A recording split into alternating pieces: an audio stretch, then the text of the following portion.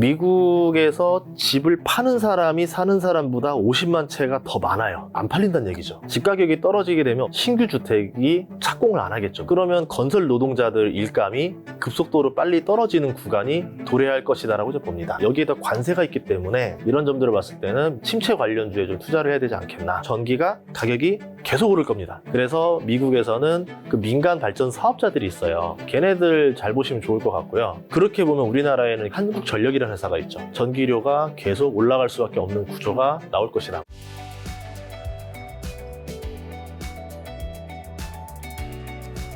자, 8월 1일 새 정부 출범이 공공해진하던 한국 증시가 3.8%. 아, 이 지수가 3.8% 급락한 건 엄청난 거고, 개별주는 뭐 10% 일하는 것도 수두룩할 텐데, 이렇게까지 급작스럽게 많이 빠진 이유가 뭘까요? 우선 정책 때문에 그렇죠. 네.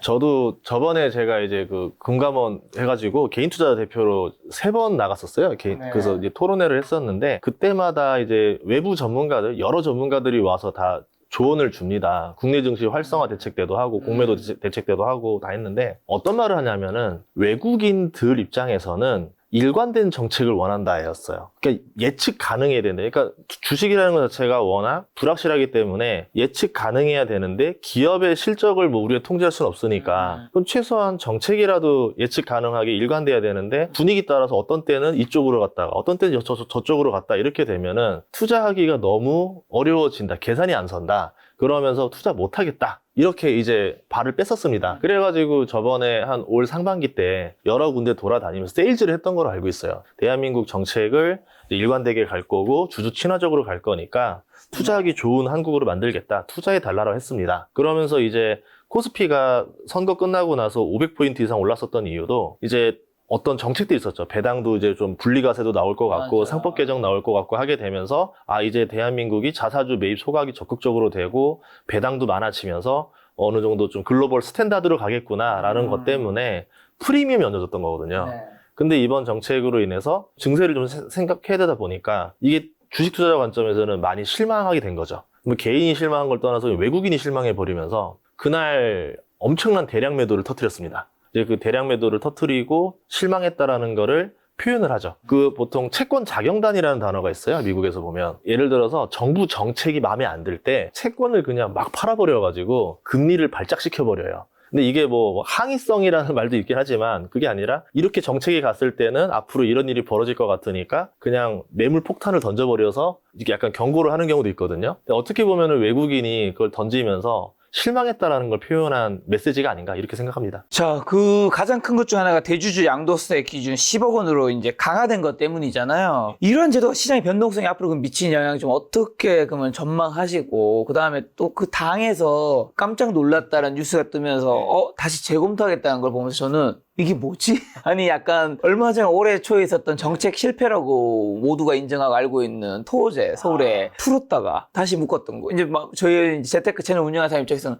아니 저게 풀면 집값이 오를 거 몰랐다는 건가? 그럼 예를 들면 이거 이제 다시 10억 원으로 강화했을 때 50억 원에서 당연히 주가에는 안 좋은 이제 뭐 당에서는 아마도 이 정도까지 영향을 받을 까 생각하지 않은 것 같긴 한데, 이렇게 왔다 갔다 하는 것도 어떻게 보면 외국인 입장에서는 리스크인 거잖아. 리스크죠. 왜냐하면 주식시장을 부양하겠다라는 것들 때문에 투자자들이 몰려오고 코스피가 3,000 넘고 외국인 투자자가 들어오기 시작했는데, 그러면 그 정책을 일관되게 쭉 간 다음에 어느 정도 좀 성공적으로 집행하고 나서 안정되고 난 다음에. 네, 뭐 지금 뭐 나라에 돈이 없는 건 알아요. 법인세가 지금 2년 만에 40조가 줄었으니까 세수가. 그러니까 어딘가에서 뭔가 충당을 해야 되는 상태인데 부동산이야 뭐 지금 거래가 없으니까 뭐 힘들고 주식시장이 활성화되니까 주식에서 걷자 뭐 이렇게 된 것 같은데, 그렇다 하더라도 타이밍이 문제였더라 봐요. 그러니까 좀 증세를 할 거면은 어느 정도 좀 활성화 시켜놓고 안착시킨 다음에 한참 뒤에 이제 그때 논의를 해도 되는데, 뭐 지금 병아리가 지금 이제 뭐 노란 티 약간 벗으려고 하는데 벌써부터 막 물 끓이고 있으니까 이렇게 되니까 깜짝 놀란 거죠. 무릎 끓인다고요? 뭐 하려고요? 잡으려고요.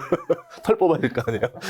좀그 아직 닭도 안 됐는데. 네, 꼬꼬댁은 할 때 좀 뭐라 해야 되는데 벌써 삐약삐약 하는 거를 아직 햇병아리를 가지고 건드렸으니, 지금 또 과거와 다르게 주식시장은 이제 1,500만 투자자입니다. 예전과 다르게 이제 주식이 국민들의 생계를 건드리는 수준까지 왔다는 거죠. 그러면 이 1,500만의 입김을 생각 안 할 수가 없는데, 그거보다는 너무 좀 지금 국가 재정에 너무 포커스를 두다가 둔 실책이 아닌가 이렇게 생각합니다. 합니다. 자, 배당 소득도 분리과세가 도입됐지만 오너들의 배당 확대 유인액의 세율이 여전히 높다는 지적이 있는데 기업의 실질적인 변화를 이끌어낸 세제상의 당근은 좀 뭐라고 보시나요? 우선은 세율이 너무 높아요. 당근이 안 돼요. 그러니까 35%였잖아요. 이게 회사 다니신 분들은 알지만 회장님을 설득해야 된다고 생각해 보십시오. 여러분이 재무이사예요. 재무부 직원이에요. 재무직원인데 회장님 법인세 세율이 분리과세로 35에다 3.5 높여 38.5%랍니다.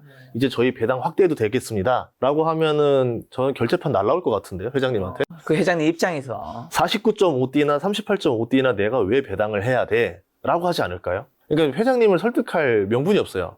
그러면 예전에 원래 첫 계획은 27.5였었어요. 27.5 정도면은 49.5에서 27.5면은 세금이 절반 정도 줄어드는 효과가 납니다. 그러면 회장님 입장에서도 그러면은 한 4를 배당 치면은 1 정도만 세금 내고 3이 나한테 들어오네? 그럼 이게 상속세보다는 이게 훨씬 더 매력 있을 것 같네? 라고 하니까 이걸 선택을 하겠죠. 그래서 원래 배당이 많이 늘어날 거다. 배당 성향을 증가하는 기업들은 이런 세제 혜택을 줄 거니까 그러면 상속 대비 이런 게 낫다 판단해서 이걸 해주려고 했었던 것 같은데 문제는 이렇게 되면 38.5면 애매해집니다. 자, 생각해 볼까요? 우선 배당으로 받는 순간 대주주 지분이 보통 한 30% 정도밖에 없어요. 우리나라 기업들. 그러면 7은 소액주주가 가져가고 3만 가져가요. 근데 이걸 안 나눠주면 회사 돈으로 잉여자금으로 둬서 뭐를 인수하든 뭐 하든 해외법인 뭐 하나 만들어서 돈을 해외로 빼돌리든 뭐 다 할 수 있는데 그렇게 할 수 있는 여력이 없어져서 순수하게 들어오고 거기서 38.5% 된다? 그럼 실제로 들어오는 거는 100을 나눴을 때 본인한테 들어오는 건 20 정도밖에 안 들어옵니다. 그럼 그거 가지고 이제 가진 다음에 뭐 하냐면 또 회장님들 나이가 많아요. 좀 있으면 사망한단 말이에요. 그럼 그 돈 가지고 또 상속세가 또 50% 나가요. 그러면 자녀한테 10 들어가요. 100 가지고 뿌렸을 때. 차라리 그냥 그 기업을 그냥 온전히 그냥 눌러놓은 상태에서 그냥 자녀한테 주는 게 여러 방식으로 빼는 게 훨씬 더 싸게 먹힌다는 거죠. 그러니까 그런 것들이 좀 동시적으로 들어가야 되는데 이쪽만 자꾸 찌르니까 먹히지가 않는다. 이렇게 본 거죠. 자, 그래서 그러면 세제상의 당근은 뭘 줘야 하는 거죠, 그러면? 자사주 매입 소각을 좀 건드려야 될 것 같아요. 그러니까 지금 그러니까 회장님 입장에서 잘 생각해 보면은 돈이 안 듭니다. 자사주 매입 소각을 하게 되면. 그리고 본인 지분율이 계속 올라가요. 그러니까 회사 돈을 써서 본인은 세금 한 푼 안 내고 본인 지분율이 올라가는데 소액주주들한테 주가도 올라갑니다. 물론 여기선 국가가 이득이 없어요. 세금 내는 사람이 없으니까. 근데 그렇게 하더라도 이런 것들을 좀 카드를 줘야 되지 않을까. 아니면 배당세율을 아까 말한 대로 한 27.5%까지 팍 내려주는 방법을 이끌지 않으면은 어렵지 않나라고 보고 있습니다. 예. 자, 그리고 또 한국이 주력 산업 지속적인 투자 때문에 배당 여력이 부족한 구조적 한계를 가지는데 이 문제를 해결하고 진정한 주주 환원 좀 이끌어내려면 근본적인 해법 좀 뭐가 있을까요? 우리나라 기업의 특징을 좀 보셔야 되는데요. 중국 같은 경우는 내수가 굉장히 커요. 수출 비중이 그렇게 크지가 않습니다. 생각보다. 그러니까 내수 기업들이니까 계산이 서는 플레이가 가능하죠.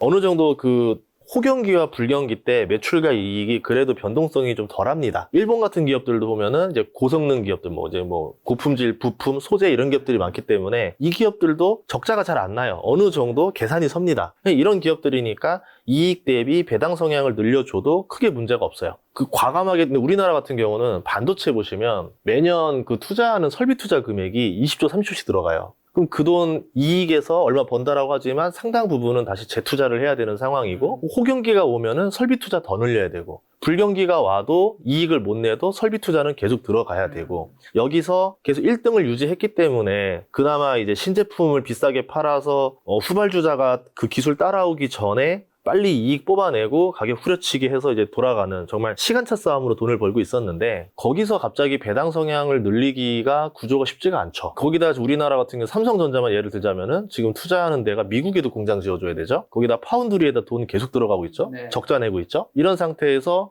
배당 늘려라? 반도체 회사가 배당 늘리는 게 과연 매력적인가에 대해서는 모르겠어요. 솔직히 말하면. 그 하이닉스 같은 경우도 잘된 케이스 중에 하나죠. 여기 같은 경우는 계속 연구 투자를 했기 때문에 HBM이라는 데를 이제 건들 수 있었던 거고 그게 지금 먹혀가지고 회사 주가가 크게 올랐잖아요. 주주 입장에서는 오히려 기술 싸움에서는 그 경쟁력을 가지고 이겨내는 게 그러니까 1등을 유지하는 게 훨씬 더 매력적인 거지 배당을 내리는 게 그렇게 좋진 않다라 보거든요. 근데 지금 보면 그 법은 일괄적이에요. 기술 경쟁을 해야 되는 회사든 아니든 그냥 배당 무조건 많이 내라. 물론 기업이 선택은 하겠죠. 본인의 유불리에 따라서. 그래서 배당에 대한 것들도 있어야 되겠지만 그거 말고 기술주들 같은 회사들은 조금 다른 케이스에 뭔가 좀 당근책이 있어야 되지 않을까. 그래서 주주 환원이라던가 자사주 매입 소각 같은 게 그나마 조금 더 낫지 않겠는가라는 생각이었었습니다. 왜냐면 자사주 매입을 해두면 정말 회사가 힘들 땐 살짝 풀어서 팔아도 돼요. 네, 돈 현캐시해도 되고. 근데 딱 보니까 어느 정도 저장이 됐어요. 그러면 소각시켜서 주주들 지분율 늘려줘도 돼요.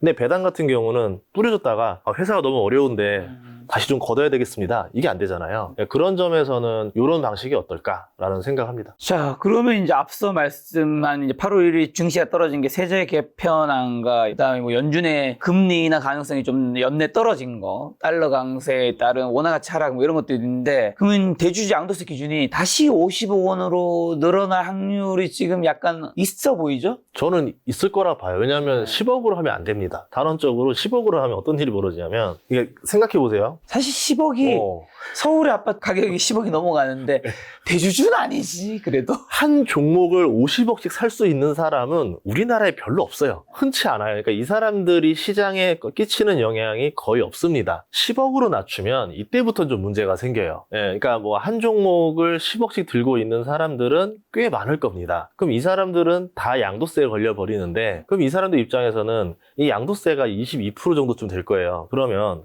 해외 주식 투자하는 거랑 미국 주식 투자하는 거랑 국내 주식 투자하는 거랑 별반 차이가 없어져요. 그렇죠. 그러면 큰 손들은 그냥 차라리 깔끔하게 빅테크나 투자하자, 구글이나 마소나 사버리면 깔끔한데, 그동안 그래도 이 사람들이 세금이 싫어가지고 정말 세금을 더 싫어하더라고요. 수익률보다 세금 안 내는 걸 더 선호하시는 분들이라 세금 내기 싫어서 국내 주식에 머무는 유동성을 뿜어줬던 분들인데, 이분들이 해외로 넘어간다? 그러면 안 좋겠죠. 네. 그리고 연말마다 계속 막 매도를 던져야 되는데, 멀쩡한 기업이 계속 연말마다 주가를 던지면서 출렁출렁이게 되면 기업 가치와 상관없이 주가가 출렁임이 계속 반복적으로 나올 거고, 그럼 외국인 투자자 입장에서도 이게 무슨 현상이야 라고 하면서 대한민국만의 좀 특유한 웨이브가 있다, 불확실한 웨이브가 있는데 이것까지 계산하기 좀 싫다, 더 수동적으로 바뀌겠죠. 그러면 JP모건이 2년 내 코스피 5천이라는 파격적인 전망도 내놓았는데 요건 실현 가능하다고 보세요? 어젠가에 나온 게 재밌는 게 하나 있습니다. 네. 시티그룹에서 나온 거는 한국 주식 다 팔고 튀어라. 전망이 너무 극과 극인데. 그것 때문에 그래요. 정책 때문에. 그러니까 이번에 6월에서 7월까지 그 계속 올랐었던 그 랠리 때의 정책들은 대한민국이 드디어 주주 친화 정책으로 바뀌는 드디어 바뀌는구나. 네, 이제 오너들이 주주를 생각할 수밖에 없게 정책으로 만들었으니까 배당금 당연히 늘어나고 자사주 매입 소각하고 기업에서 이상한 거 안 하고 효율적으로 이제 투자 집행을 하게 되면 당연히 주가 오르는 건 뻔한 일이잖아요. 그럼 대표적으로 가장 좀 방만하게 운영됐다 해야 될까요? 그게 지주사였었는데, 지주사들 주가가 올랐었던 이유가 그 수혜를 받고 올라갔던 겁니다. 은행주도 마찬가지고. 근데 여기서 갑자기 정책으로 뭔가 좀 또 디스카운트 되는 정책들이 다시 나오니까 그러면은 5천도 못 가고 하락도 애매해지는 좀 정체가 되지 않겠나, 그렇게 보고 있습니다. 여기에다 이제 환율이 하나 더 있어야 되거든요. 관세까지 더해지는 거죠.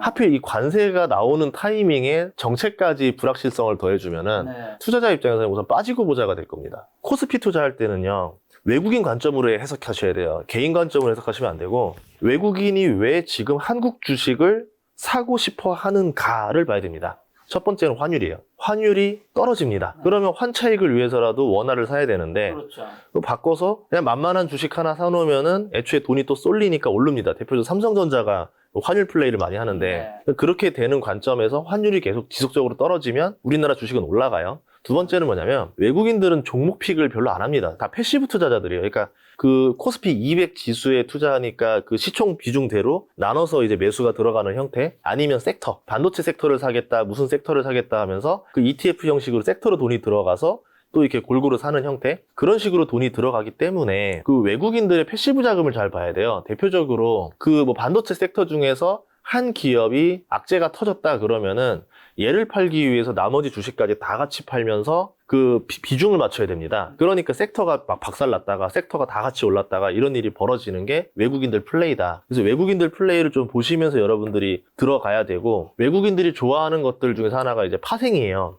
예를 들어서 여러분이 좀 한국 주식으로 돈을 벌고 싶다 그러면은 외국인들이 선물을 매도 치는 날이 있어요. 선물을 매도를 야금야금 칩니다. 야금 쳐가지고 그런 프로그램 매매라고, 바스켓, 그러니까 이 주식들을 여러 종목을 가지고 있는데 지수를 누르니까 지수에 맞춰서 주식을 그냥 강제로 매도를 합니다. 프로그램상 막 매도가 나와요. 그러면 거기서 본인이 원하는 주식이 나올 거 아니에요. 그럼 얘를 싸게 긁어갈 수가 있겠죠. 그러니까 마치 그 카지노에 있는 그 그냥 기계 슬롯머신이랑 하는 게임 같은 거예요. 이렇게 맞추면 슬롯머신이 계속 이게 나오니까 이때 내가 싸게 긁어갈 수 있어. 이런 식으로 긁어가는 플레이. 그런 것들을 보면은 선물은 매도수 지수는 누르는데 특정 종목은 계속 야금야금 사가네. 주가 안 올리면서 계속 사가네. 그런 애들을 사야 되겠죠. 그래서 저는 다 외국인 관점에서 보시면 좋을 것 같아요. 그러면서 외국인 보유 비중이 서서히 늘어나는 애들. 자, 이제 대주주 양도세 이거 나오기 전에는 외국인들이 한국 증시를 한 20 며칠 동안 계속 샀던 걸로 아는데, 그런데 그럼 앞으로 하반기에 어쨌든 이렇게 정책적으로 좀 보완이 안 되는 부분에서 외국인들이 한국 증시를 계속 살 것인지, 그리고 산다면 요즘에는 어떤 색대 그래도 좀 더 주목하고 있나요? 결국은 살 거라고 봐요. 이게 외국인들이 돈 빠지는 거를 좀 봤고, 그리고 어쩔 수 없어요. 지금 정책상 부동산을 누르고 주식과 코인을 친화적으로 해서 부동산에 대한 투기 수단을 누르겠다라는 겁니다. 그러면 주식까지 누르고 코인까지 누르면 지금 이 유동성, 추경으로 그러니까 유동성이 늘어났잖아요. 그 유동성이 어디로 가겠어요? 다시 또 부동산으로 또 가겠죠. 그럼 이걸 막으려면 국민들 관심을 주식으로 돌리지 않으면 부동산 또 그때 현상이 또 벌어질 거예요. 계속 올라가고 규제 하는데 규제를 뚫고 올라가면서 그때 벌어졌던 일이 다시 벌어지니까 주식에 대해서 친화적인 정책이 나올 수밖에 없다라고 봐요. 정치 공학상. 그래서 외국인들도 그거는 얼추 이제 알고 있지 않을까.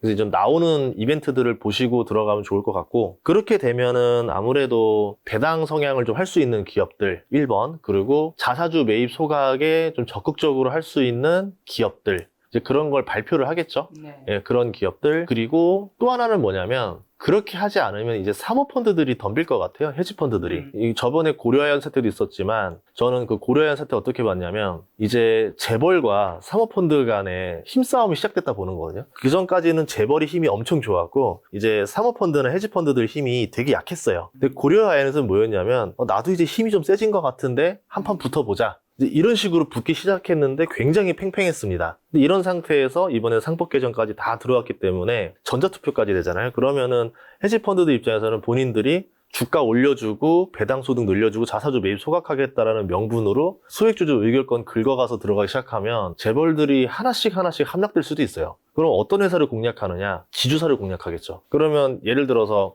지주사인데 오너 그룹의 지분율이 생각보다 낮은 30% 이하인, 또는 형제 간의 반목이 있는, 그러면 예전에 그 고구려 망하듯이 사모펀드한테 자기 지분 다 주고 의결권 맡기고 쳐들어오는 거죠. 그렇게 해서 붙으면은 밀릴 수밖에 없죠. 예, 그래서 앞으로 올 연말에서 내년 한 3월 주주총회 할 때, 내년 3월 주주총회 할 때 많은 싸움이 날 것 같아요.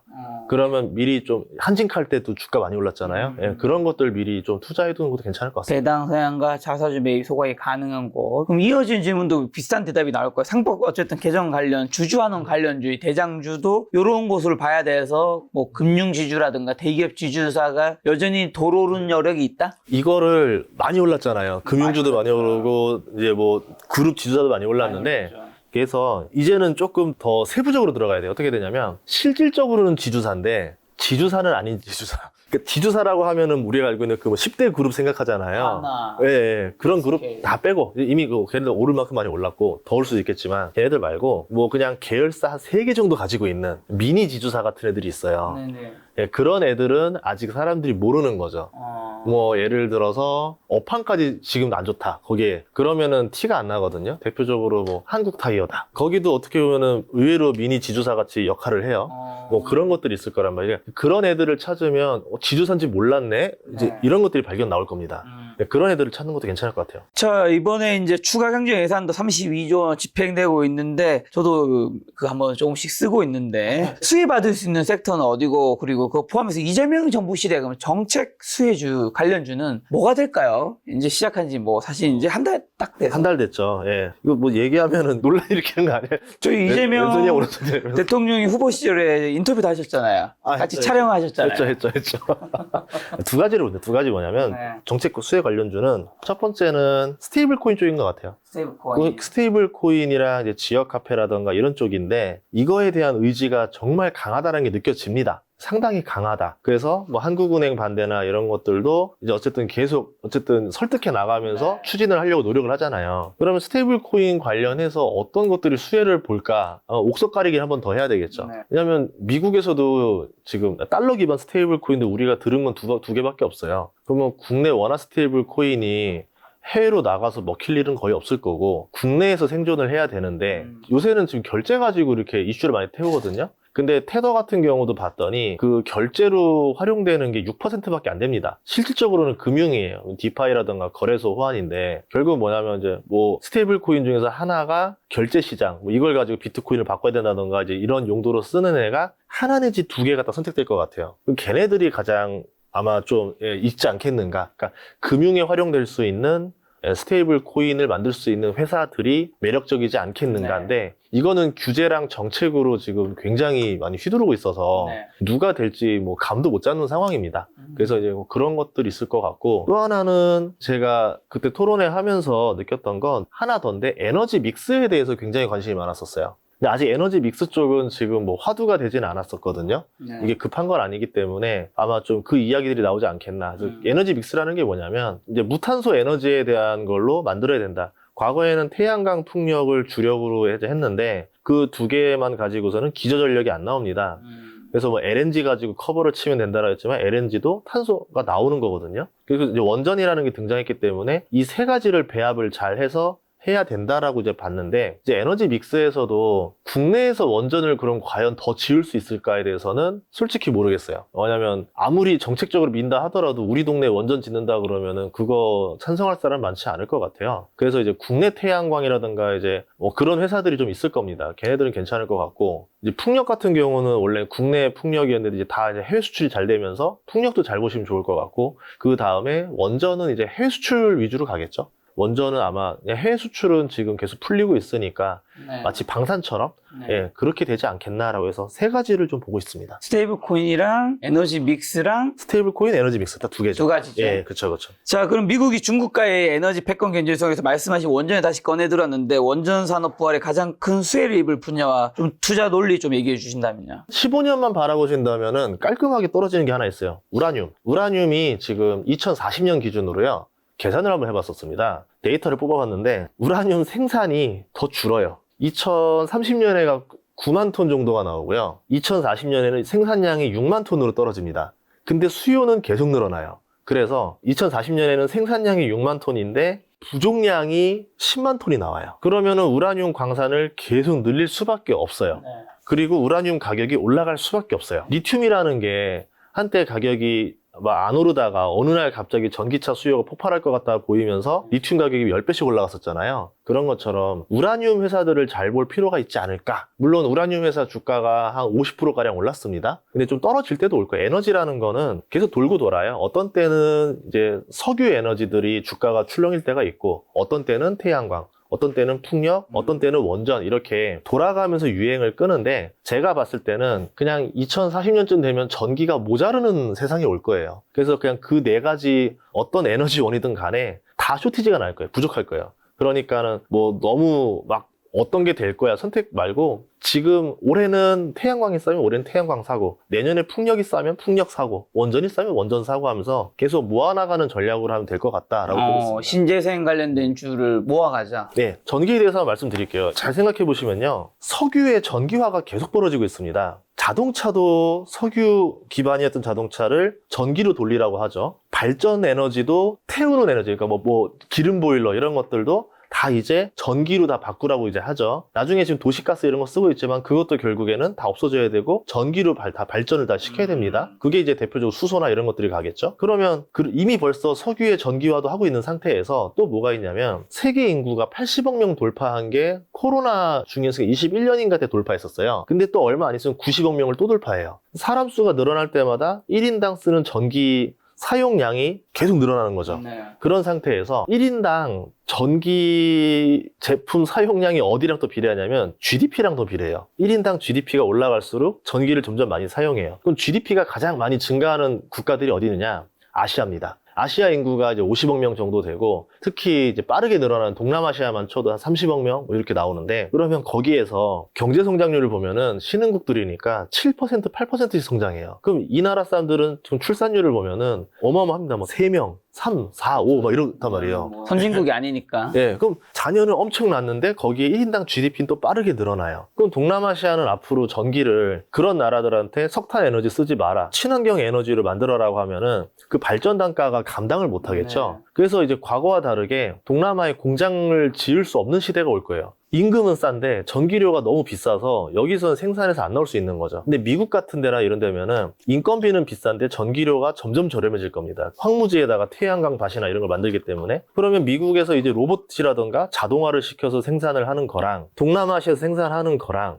생산 비용이나 뭐 관세를 계산하면 미국이 훨씬 더 유리해지겠죠. 네. 그러면 이제 앞으로 미국에서 아시아로 갔던 제조업이 미국으로 계속 들어가고, 그럼 미국에서는 사람 대신에 전기를 활용한 형식으로 생산을 하게 되면서 전기 수요가 더 폭발적으로 늘어나죠. 그러면 뭐 원전부터 시작해서 태양광, 풍력, 전기가 계속 부족해지는 상황이 나오지 않겠는가, 이렇게 보고 있습니다. 그래서 어떻게 비교하시면 되냐면, 제가 어릴 때 4인 가족의 통신료가 10,000원에 끝났거든요. 네. 유선전화 하나만 있으면 되니까요. 통신료 요즘엔 뭐 4인 가족 하면 30만 원 나갈 거예요, 못해도. 다 휴대폰이 있으니까. 네, 인터넷도 써야 되고 못 써야 되면서. 네. 근데 4인 가족이 10,000원에서 30만 원을 쓰게 되니까 30배의 부담을 하고 있는데 전혀 모르고 있는 거죠, 이 공공요금에 대해서. 그럼 전기료가 만약에 지금 1인당 한 집당 한 5만 원 정도 쓴다 보면은, 이게 이제 앞으로 한 집당 한 30만 원씩 가정용 전기료가 나간다 한들 과연 그거를 안 쓸 수 있는가? 그러면 이제 앞으로 기업들은 그 이상을 쓰게 되는데, 그 전기료가 늘어나는 만큼 인건비를 줄여서 커버를 치겠죠. 그럼 앞으로 이제 동남아시아나 이런 데들은 제조업까지 빠져나가니까 더 이제 국가 간의 빈익빈 부익부가 훨씬 더 심해지지 않을까, 이렇게 보고 있습니다. 자, 그러면 풍력 원자력 태양광. 예. 그럼 관련해서 어떤 대장주들이 있죠? 어떤 회사가 조금 더, 뭐 다 괜찮은 건 아닐 테니까. 태양광은, 그러니까 뭐 실질적으로 아마 이번에 에너지 믹스로 가장 많이 오를 거는 수출 비중이 없는 국내 태양광 회사들이 있을 거예요. 네. 걔네들이 가장 많이 오를 것 같은데, 시총이 너무 작고 테마주 성격이라 좀 그런 것 같고, 미국 태양광을 보고 있습니다. 미국 태양광 중에서도 뭘 보고 있냐면은 발전 사업자. 태양광 밸류 체인을 보시면 그냥 중국이 90% 이상 장악을 했어요. 네. 그 과정에서 어떤 일이 벌어졌냐면 제품 가격이 엄청나게 떨어졌습니다. 2007년에 폴리실리콘 했을 때만 해도 킬로그램당 $150였는데 지금 폴리실리콘이 4.7달러예요. 그런 식으로 원가가 어마어마하게 감축이 됐죠. 그리고 예전에는 태양광 발전소가 그 비싼 재료를 사서 만드니까 당연히 마진이 안 났는데, 이제는 미국에서 태양광 발전소를 지으면 LNG보다 싸요. 원자력보다 싸요. 그래서 그대로 내버려 두면은 난리가 나는 거예요. 가만히 내버려 두면 태양광 풍력만 짓겠구나, 미국 내에서. 그래서 미국이 깜짝 놀란 겁니다. 이거 안 되겠구나. 이렇게 되면은 태양광 밸류 체인은 중국이 장악했고, 풍력 밸류 체인은 유럽이랑 중국이 장악했으니까, 그렇게 되면 이제 앞으로 미국의 에너지 목줄을 중국이 다 쥐게 생겼구나. 그래서 원전을 400개 지겠다고 이렇게 발표를 한 거죠. 뭐 그렇다 한들 태양광 수요를 없애기는 어려운 게, 미국에서 가장 저렴하게 전기를 만들어내는데 네. 기업들이 자율적으로 설치하라고 그러면 당연히 태양광 설치할 겁니다. 그럼 태양광 재료를 사서 설치를 해가지고 미국의 기업들이나 이제 가정에다 판매하는 회사들이 돈을 벌지 않겠는가. 얘네들이 보통 10년 계약씩 맺거든요. 그럼 이번에 맞은 10년 계약은 가격이 이 정도인데, 다음번 10년 뒤에 재계약할 때는 그 전기료가 아니겠죠. 훨씬 올라간 가격으로 하니까 여기서 마진이 크게 늘어나지 않겠는가. 그래서 미국의 좀 태양광 발전 사업자들, 대표적으로 뭐 퍼스트 솔라 같은 애들은 이제 모듈을 하니까 하는데, 얘네들도 그 기업용 대상으로 유틸리티, 태양광 발전소 지어서 팔거든요. 네. 얘네들도 괜찮고, 캐나디안 솔라, 뭐 잘 모르시는 주식 중에 하나인데, 얘네들이 가지고 있는 알짜 회사 중에 하나가 태양광 발전 사업이 있어요.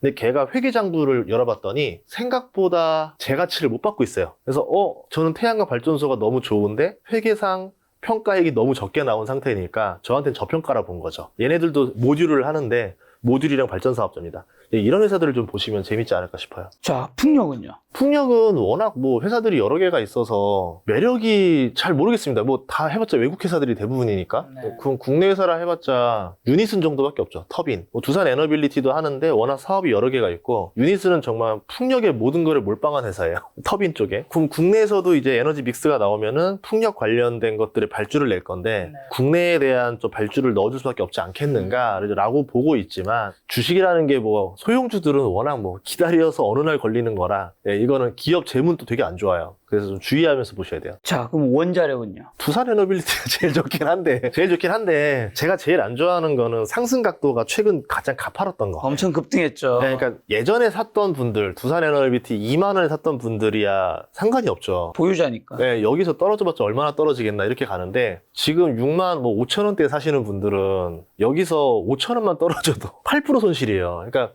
마음이 되게 불안하거든요. 네. 그래서 이럴 때는 못 사는 거고 떨어질 때 이제 조정 줄 때 그때 사면 되는 거고 그게 아니라 그러면은 저는 그냥 약간 우라늄 주식들 살 것 같아요. 대표적으로 카메코라는 회사가 미국에서 가장 큰 우라늄 회사입니다. 광산 회사인데 우리나라가 계속 해외 원전 수주 받고 수출할 때마다 시비를 걸었던 회사가 웨스팅하우스라는 회사예요. 그 지분을 카메코라는 우라늄 회사가 가지고 있어요. 절반 정도 가지고 있습니다. 근데 이제 그거가 캐나다, 둘 다 캐나다, 사모펀드도 캐나다, 카메코도 캐나다라서 그 지분을 미국이 좀 들고 올 것 같아요. 그렇게 한 다음에 본격적으로 원전 사업을 일으킬 것 같은데 그럼 그걸 누가 가져올 것인가? 웨스팅하우스를 이제 원래 미국 거였는데 일본 갔다가 캐나다 갔다가 다시 미국으로 돌아와야 본격적으로 트럼프가 추진할 텐데 그거를 미국의 어떤 원전 회사가 가져와야 가장 괜찮을까 봤을 때 제너럴 일렉트릭이라는 회사가 있는데 그 회사에서 발전 담당하는 게 이제 GEV라는 게 있습니다.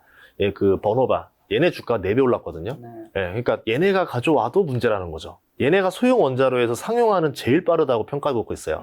오히려 SMR보다. 그래서 그런 점에서 매력이 있는데 그거를 또 GV에서 원전 사업부만 담당하는 회사가 GE 번호바 히타치라 불러요. 왜 히타치가 붙어있냐? 그 회사 지분의 40%를 히타치가 들고 있어요. 그럼 히타치는 어떤 회사냐? 일본 회사입니다. 이런 식으로 보면 히타치는 그 뭐 하는 회사입니까? 별명이요. 일본의 두산중공업이에요. 사업 체계 다 이제 버릴 거 버리고 완전히 탈바꿈해서 이제 고부가가치 사업으로 싹 다 갈아엎었어요. 미래 성장 산업으로. 이런 식으로 좀 보시면 기회가 있지 않을까 봅니다. 그럼 풍력과 원자력과 태양광 중에서는 원자력을 가장 좋게 보시나요? 주가가 많이 올랐잖아요. 주가가 지금 태양광이 좀 저렴해요. 사람들 관심이 좀 빠졌기 때문에 만약에 올해 매수한다면 태양광을 매수하겠죠. 자, 방금 말씀하신 그럼 두산엘비티 주가는 현재 고평가 구간인가요? 상승 여력이 더 남았다고 보세요. 이게 호재에 따라 달라지는데 여기서 호재가 또 나와야 돼요. 그러니까 그렇죠. 이거는 심리적으로 생각하셔야 됩니다. 이게 펀더멘털로 생각하거나 차트로 생각하시면 안 되고 심리를 봐야 돼요. 조선주 쪽은 제가 워낙 뭐 많이 오래 했으니까 말씀드리자면 3번 올랐어요. 아이유의 3단 고음처럼. 저희가 봤던 거는 회사 규정이 바뀌면서 친환경 선박 교체로 보니까 미국이 LNG 생산이 넘쳐나네 LNG 선박이 늘어나겠구나라 봐서 그 수요만 봤어요. 그런데 갑자기 상황이 바뀌면서 미국 해군 함정 수리를 대한민국에 맡기겠다는 얘기가 나오면서 MRO가 나와요. 그게 트럼프 당선됐을 때니까 뭐 작년 11월부터 1월 사이 그때 엄청 올랐어요. 한국이 조선이 필요하다 이런 코멘트를 트럼프가 했죠. 사실 요 조선주 좋게 보신 분들 이거는 예측할 수 없었던 영역이겠죠. 우리나라에서 크게 올랐던 주식들의 공통점은 국뽕이 있어야 돼요. 국뽕을 그대로 썼습니다. 그래서 2단 고음이 됐어요. 거기에서 3단 고음이 뭐였냐면 그냥 미국 군함을 한국이 만들어라. 그냥 미국의 조선소 짓고 여기서 해라라고 했는데 관세 협정의 키플레이어로 조선이 등장할 것이다. 실제로 그게 정말 등장을 합니다. 그리고 진짜 이번에 관세 협상에서 주요 키포워드가 됐어요. 거기다가 우리나라가 3,500억인가를 미국에 이제 투자를 해주기로 했는데 그 중에 1,500억, 200조 원이 미국 조선 투자에 들어갑니다. 그럼 이게 어떠냐? 우리나라가 조선소를 인수하고 확장하고 도크 짓고 뭐 공장 짓고 하는데 그 돈을 투자해 준다라는 거예요. 그러면 돈에 투자까지 들어갔으니까 안 지을 수가 없겠죠. 그럼 투자받은 돈으로 미국에서 군함을 찍어낼 건데 공식을 보자면 아무리 조선소를 짓는다 한들 인력이 없어요. 그럼 미국 사람들 데려와서 기술 가르쳐주세요. 세워라 내워라 될 수가 없습니다. 그렇죠. 그럼 한국의 인력을 데려가는 방법밖에 없는데 맞아요. 그것도 한계가 있어요. 그러면 어떻게 할 거냐? 한국에서 반조립을 해요. 그 상태로 미국으로 보내서 거기서 완조립을 해요. 그렇게 한 다음에 미군 함포를 설치할 겁니다. 아니면 뭐 상선 같은 경우는 그냥 그대로 조립만 하면 끝나고. 그럼 결국은 국내에 있는 물량이 늘어나겠죠. 근데 이제 이것도 감당이 안 된다 그러면은 이제는 미국에 좀 짓고 뭐 이런 식으로 하겠지만 초기에는 그렇게 돌아갈 거기 때문에 가성비가 굉장히 있게 돌아가지 않겠는가 네. 이렇게 보고 있습니다. 그래서 조선주는 3단 고음이 완성된 건데 요걸 가지고 다시 예, 근데 문제는 거기서 호재가 또 나와야 되잖아요. 4단 고음, 5단 고음 가려면 네. 더 나와야 되는데 뭐가 있어야 될까? 뭐가 있어야 될까? 유럽 군함까지 수주를 해야 되나? 이제 예, 그게 안 나올 때까지는 네. 기대감으로 먼저 오른 상태에서 안 나오는 거죠. 네. 그럼 조금은 실망할 수 있겠죠. 단기적으로 조정이 나올 수 있겠죠. 그럼 말씀하신 조선부터 좀 마무리 지으면 MRO 사업과 군항 건조에 대한 기대감 조선주가 급등했는데 현재 가치, 미래 가치를 그러면 충분히 반영했는지 아니면 추가 상승 여력이 더 남아 있는지. 근데 방금 전에 유럽 얘기하신 거 보니까 이제는 충분히 올라올 만큼 좀 많이 올라왔다. 상승 여력이 재료가 나오지 않는 이상은 쉽지 않다라는 의미로 받아들여야 되나요? 단기적으로는 좀 과열 구간은 아닌가 봅니다. 그러니까 이제 그런 조정을 좀 주고 주가가 좀 내려왔을 때 네.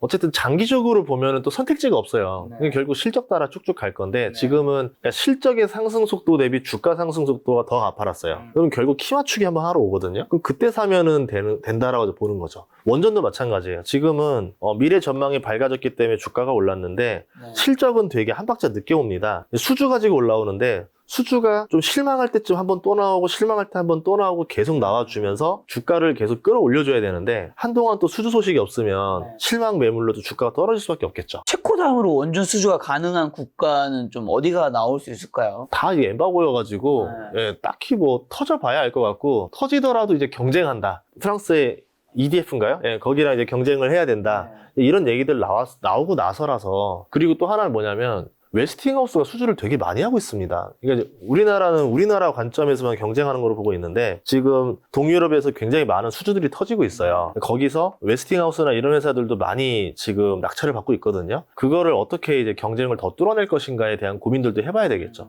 손을 잡고 들어갈 것이냐, 아니면 단독으로 이제 밀어붙일 거냐. 그 경쟁을 뚫어내려면 또 어떻게 해야 될 것이냐. 지금 트럼프가 계속 지금 압박을 하잖아요. 관세로. 뭐 해줄 거냐고 계속 압박을 하는 상태에서 우리나라한테 줄 거 돌려가지고 미국으로 주면 자기네들 관세를 깎을 수 있는 상태에서 한국에 지금 수주를 뭐 챙겨줄 만한 것들이 당장은 조금 어렵지 않겠는가 보는 것들도 있습니다. 지금 한미 관세 협상이 어쨌든 끝났잖아요. 예. 앞으로 한미 관세 협상으로 그러면 혜택 수혜를 볼 섹터는 조선만 보면 되는 건가? 어디가 좀 될까요? 조선밖에 없었죠. 지금 보면 오히려 내수주 보고 있어요. 내수주 무슨 의미죠? 수출 기업들이 꽤나 힘들어질 가능성을 보고 있습니다. 지금 미국이 침체가 안 온다는 가정하에서는요, 이게 침체가 되게 중요한 게 침체가 안 오면 우리가 비용을 미국에다 떠넘길 수가 있어요. 그럼 수출 기업들 입장에서는 상관없는 거죠. 뭐 부품 가격 15% 올랐으니까 15% 더 챙겨달라. 안 그러면 수출 안 하겠다. 그럼 회사 입장에서는 빨리 만들어서 팔아야 되니까 15% 오른 가격에 발주를 냅니다. 계속 가요. 근데 문제는 미국 고객들이 소비가 서서히 줄어든대요. 그러면 15% 올려달라. 그러면은 어차피 좀 안 팔리는 것 같은데 재고나 써먹자. 미안하다. 힘싸움을 합니다. 그러면 어쩔 수 없이 우리가 이익에서 깎아먹어야 돼요. 관세만큼. 지금 안 그래도 일본 같은 경우 사례가 나왔었던 게 미국에 있는 회사들, 뭐 G나 이런 회사들이 일본에 있는 회사들한테 관세가 15%니까 15% 가격 떨궈달라. 미국 회사 손해보기 싫다. 딱 이렇게 그냥 통지를 때려버린 거예요. 이제 힘싸움이 이제 엄청 벌어질 거예요. 그럼 우리나라가 힘싸움을 이겨내는 업종은 넘기고 아니면 못하고 침체가 오면 전반적으로 다 어렵고. 근데 만약 미국에 지금 고용이 이렇게 되면서 침체가 된다라 하면은 트럼프는 웃을 겁니다. 침체가 왔네 드디어 금리 인하해야지. 9월 달에 0.25가 아니라 0.5% 내려야지 라고 하기 때문에 오히려 이 침체를 즐길지도 몰라요. 그럼 그런 상황에서 대한민국 수출 기업들이 미국에다가 인상된 가격으로 옛날만큼 물량을 그대로 넘기기가 쉽지가 않을 수 있다는 거죠. 한마디로 수출업종 뭐 다 전부는 아니겠지만 전반적으로 좀 약간 다운이 되는 형태가 나올 수 있다. 그럼 국가 입장에서는 수출이 박살나는 게 눈으로 보이잖아요. 경제는 살려야 되겠고 방법은 하나밖에 없죠. 돈 풀어야죠. 뭐. 추경이 저는 이번에 한 번으로 끝나지 않을 거라고. 더 나올 수 있다. 한 내년까지 3번 더 하지 않을까요? 그 정도? 내수라도 일으켜서 수출, 그러니까 지금은 미국 수출로 나오는 거로 내수가 박살난 걸 버텼는데 만약에 미국 수출마저 상태가 안 좋아지기 시작한다? 근데 중국에서는 지금 2년 연속 적자를 봤습니다. 그럼 대한민국이 달러를 못 벌어오고 달러가 계속 빠져나가는 상황이 될 거예요. 굉장한 불황이 올 수도 있겠죠. 그렇게 되면은 이제 내수를 일으켜서 내수라도 활성화해야 되는데 그러면 이제 내수 관련주를 잘 봐야 되겠죠. 내수 관련주라 하면 이번에 추경으로 인한 민생지원금 관련주들도 내수 관련주라 볼 수도 있겠죠. 그렇죠. 예. 그럼 뭐 내수 관련주 CU 편의점을 사야 되나요? 뭐 쓸 때가 동네에서는 제일 딱 편의점이 적당하더라고요. 백화점 안 되고. 저는 개인적으로 되게 좋아하는 주식 중에 하나가 CU 주식이에요. 근데 문제는 BJF 리테일인데 이제 가치주가 돼버렸어요. 주가가 하도 떨어져가지고. 괜찮습니다. 뭐 들고 다니게 배당도 괜찮고. 근데 이제 이 회사 주가가 엄청나게 상승할 거라 기대하진 않아요.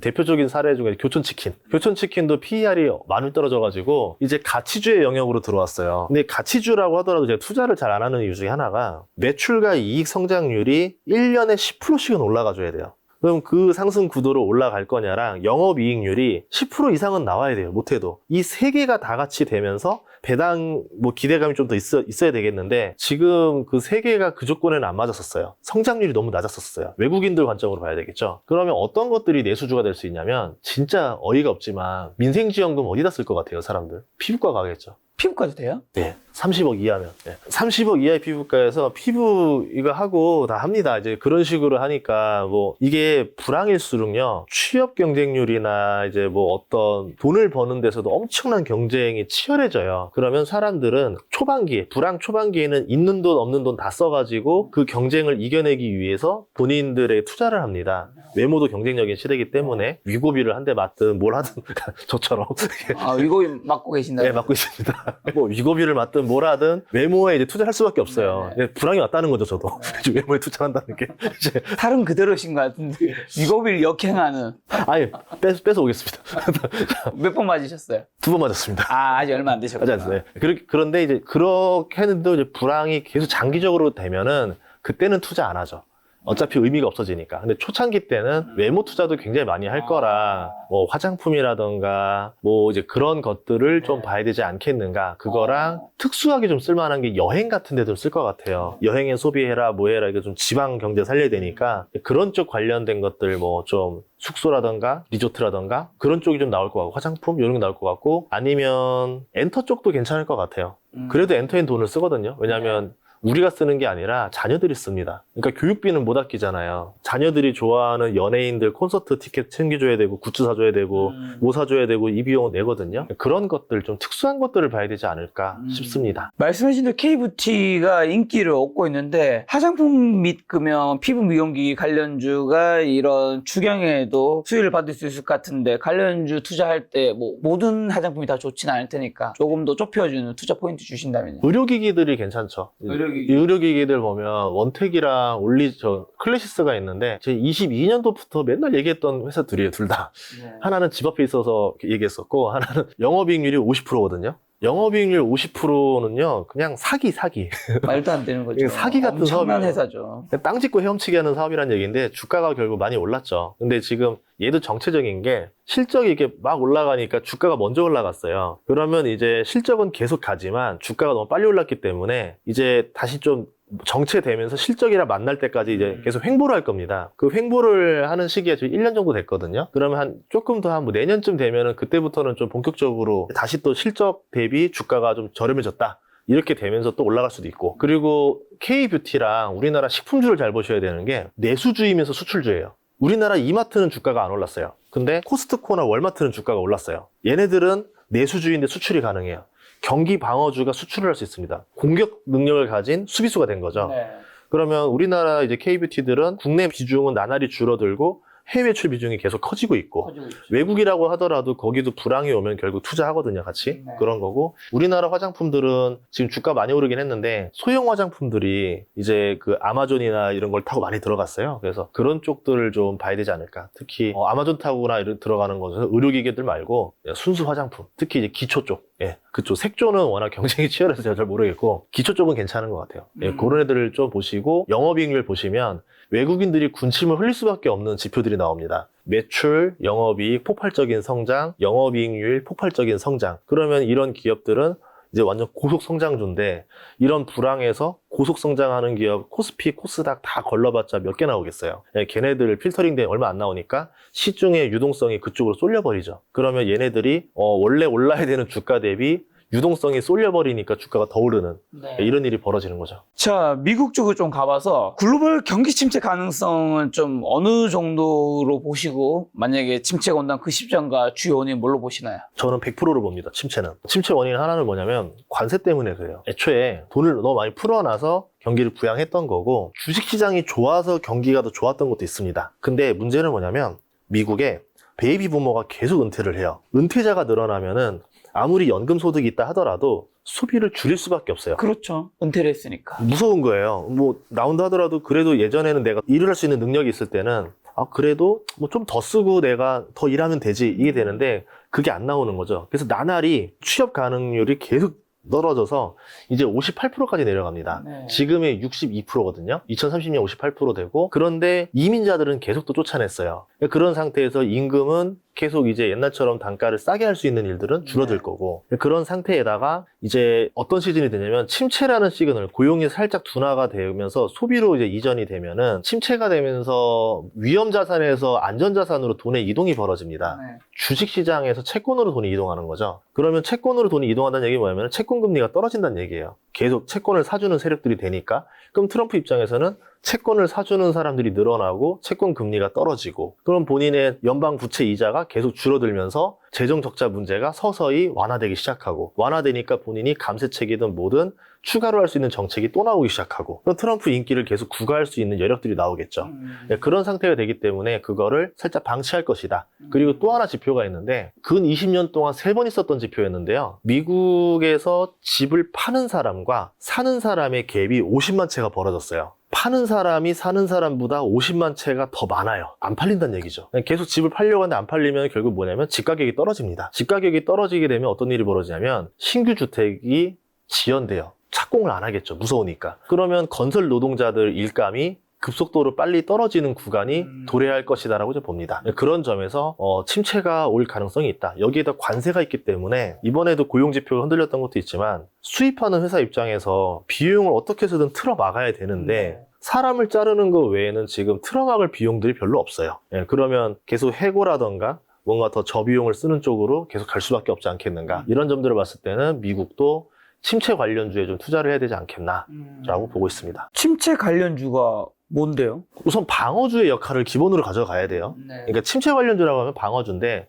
예전 같았으면 이제 필립 모리스 사세요라고 말했을 건데 담배 주식이 70% 올랐어요. 1년 만에. 이미 그 늦어버린 거잖아요. 그런 건 안 되고 이번에 관세 협정을 잘 보시면 트럼프가 딱 2개 회사를 챙겼어요. 하나가 보잉을 챙겼습니다. 미국의 저가 항공기 그 시맥이라는 회사가 만들어지면서 실질적으로는 기술 논란이 많죠. 기술 빼왔다는 얘기가 많은데 그 가격이 보잉 여객기의 절반 가격이에요. 그러면 항공사들 입장에서는 비용 절감을 해야 되니까 너무 땡큐인 거죠. 중국 항공기를 막 사들이기 시작했어요. 우리나라도 중국 항공기 사겠다고 발표했다가 이제 어쨌든 그때쯤 이제 관세 협상 막 되면서 어떻게인지 모르겠어요. 보잉 항공기를 무조건 사라고 넣잖아요. 그래서 보잉 주가가 많이 올랐었던 거거든요. 근데 그거는 사람들이 다 아는데 농산물 협정 계속했던 거는 사람들이 잘 모르더라고요. 농산물을 계속 사라고 압박을 합니다. 열어라. 그러면 미국산 농산물이 우리나라나 다른 나라 들어올 때 0% 관세로 들어오게 되는데 그러면 누가 돈을 버냐는 명확하잖아요. 미국 농업기업들이 돈을 벌겠죠. 근데 미국 농업기업들 보면은 미국도 2가지가 있는데 진짜 농사를 짓는 사람들이 있고 그거를 글로벌 유통시키는 회사가 있어요. 딱 4개 있습니다. A, B, C, D라고 해서 ADM이라는 회사가 있고 B에 번지가 있고 C라는 거에 카길이 있고 D는 제가 까먹었어요. 상장 주식, 그 미국 주식에서는 ADM이란 번지라는 회사가 있는데 얘네들이 이제 묘종부터, 종묘부터 시작해가지고 비료부터 해서 그 농작물 다 가지고 글로벌 유통, 사료 만들고 뭐까지 다 해서 유통을 합니다. 그러면 관세만큼 가격이 떨어져야 되는데 얘네들이 여기서 마진을 살짝 남겨서 들어가겠죠. 그러니까 유통업체들 마진이 좋아지는 구간이 오겠죠. 예를 들어서 우리나라에 사과가 100원에 들어올 필요가 없는 거예요. 뭐 한국에서 사과가 하나에 1,000원이니까 굳이 100원으로 넣을 필요 없이 그래도 한 500원 정도에만 넣고 마진은 한 400원 챙겨야 되겠다. 이런 식으로 그러니까 글로벌 유통업체들이 좀 돈을 먹지 않겠나. 그런 회사들은 배당도 괜찮고 애초에 매출이익 안정적이고 농업이라서 경기 방어주인데 지금 기후가 점점 이상해지면서 농작물 작황이 굉장히 안 좋습니다. 그럼 얘네들이 쌓아놨던 재고나 이런 것들이 가격들이 올라가면서 얘네들이 이익이 더 좋아져요. 그런 점에서는 얘네들이 1번이 아닌가 그거였고 2번째는 미국 농산물 수출길이 확 열렸기 때문에 작황을 더 투자를 많이 할 거예요, 농부들이. 네. 어떻게 투자해야 되냐면 불법 이민자들을 다 추방을 해버렸어요. 네. 그럼 농촌에서 일할 사람이 없어요. 네. 농기계를 해야 됩니다. 자율주행 농기계가 있어요. 자율주행 농기계를 가지고 예전에는 버튼, 이렇게 리모컨을 해서 한 대를 움직였다면요.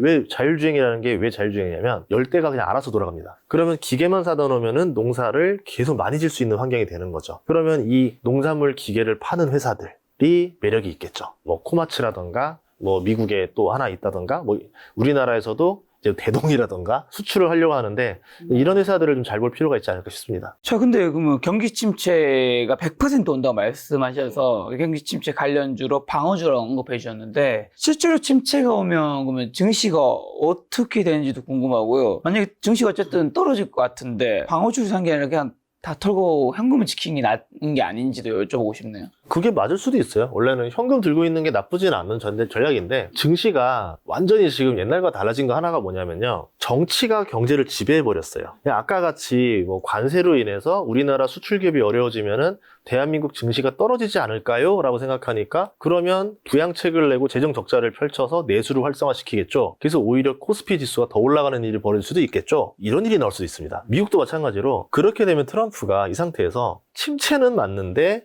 증시만 부양시킬 방법은 없을까? 뭐 이런 얘기를 할 수도 있겠죠. 예를 들어서 제일 좋은 방법이 침체는 인정하되 증시만 부양시키는 방법이 그거 관련된 세금들을 깎아주는 겁니다. 뭐 그런 방법들이 나올 수가 있겠죠. 뭐 법인세를 인하한다던가 뭐 이런 전략들이 나올 수 있기 때문에 꼭 증시가 떨어진다라고 보장할 수는 없어요.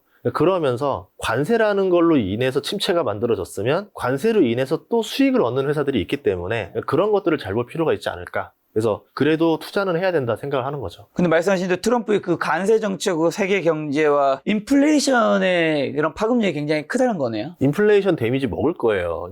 이제 뭐 에너지 가격을 원유 오펙이 증산하고 뭐 해서 석유 가격으로 어떻게 틀어막고는 있는데 지금 CPI는 떨어질 수 있어요. 근데 사람들이 정말 필요로 하는 필수 소비 물가 이런 거는 좀 상승할 여력이 있습니다. 예를 들어서 지금 집값이 떨어지게 되면 CPI 떨어지겠죠. 집값이 잡히니까. 근데 그렇다고 해서 생계가 편해지는 건 아니잖아요. 지금 사와야 되는 공산품 가격이 오르기 시작하고 자동차 가격이 오르고 그러면은 이상하다. 왜 인플레는 잡힌다고 하는데 왜 계속 소비가 이상하고 고용이 박살나고 있지? 이런 일이 벌어질 수가 있겠죠. 자, 그러면 파월 의장의 정책 방향은 어떻게 평가하시고요? 현재 금리 인하 안 하고 있단 말이죠. 트럼프는 계속 쪼고 있는데 하반기에 한다는 얘기도 있었는데 요즘에 뭐 코인도 그렇고 증시도 안 좋았던 것 중에 하나가 9월에도 안 할 수도 있겠네라는 얘기가 지금 나왔다고 하는데 금리 인하의 결정적 신호 나중에 뭘로 좀 판단할 수 있을까요? 고용이랑 소비 쇼크인 것 같아요. 이번 주에는 소비 지표가 나오거든요. 아마 화요일 날부터 소비 지표가 나올 건데 그때 소비마저 타격을 받으면 라고 하면 침체 이야기가 뉴스에서 많이 나올 것 같습니다. 먼저 우선 고용이 무너지고 고용이 무너지니까 일자리 잃은 사람들은 소비를 안 하니까 소비가 둔화가 되겠죠. 그렇겠죠. 근데 옛날에는 고용만 원인이었는데 여기에 관세까지 걸려버렸어요. 관세와 이제 고용이 소비에 영향을 줍니다. 네. 그리고 이 관세라는 것 때문에 그동안은 이제 유예 기간 동안 당겨쓰기, 혹시 모르니까 생필품 미리 잔뜩 사다 두자.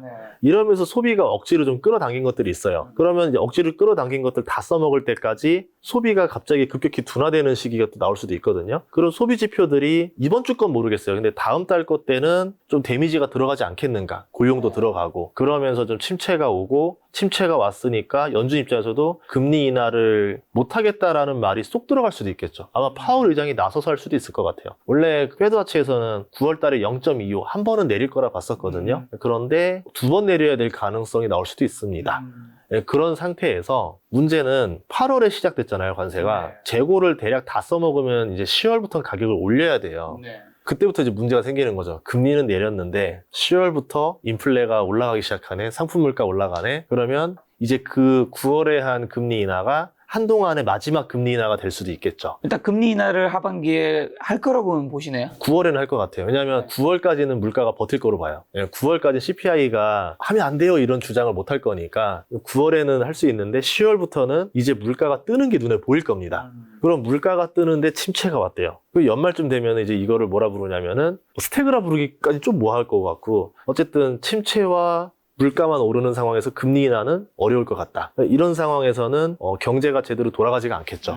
예, 그러면 기업들 실적이 급격히 둔화되는 구간이 한 4분기 실적부터는 S&P 500 전반적으로 좀 네. 기업 실적을 좀 낮게 봐야 되지 않을까. 전망치가 떨어지면서 3분기 때 전망이 나오니까 3분기 때부터 좀 조심해야 되지 않을까. 그러니까 추석 언저리 때는 좀 조심해야 될 것 같아요. 금리를 올리진 않겠죠? 그게 추세적으로 이어가면 할 수 있을 것 같아요. 그러니까 예를 들어서 올 연말까지는 그럴 가능성 없을 것 같고요. 네.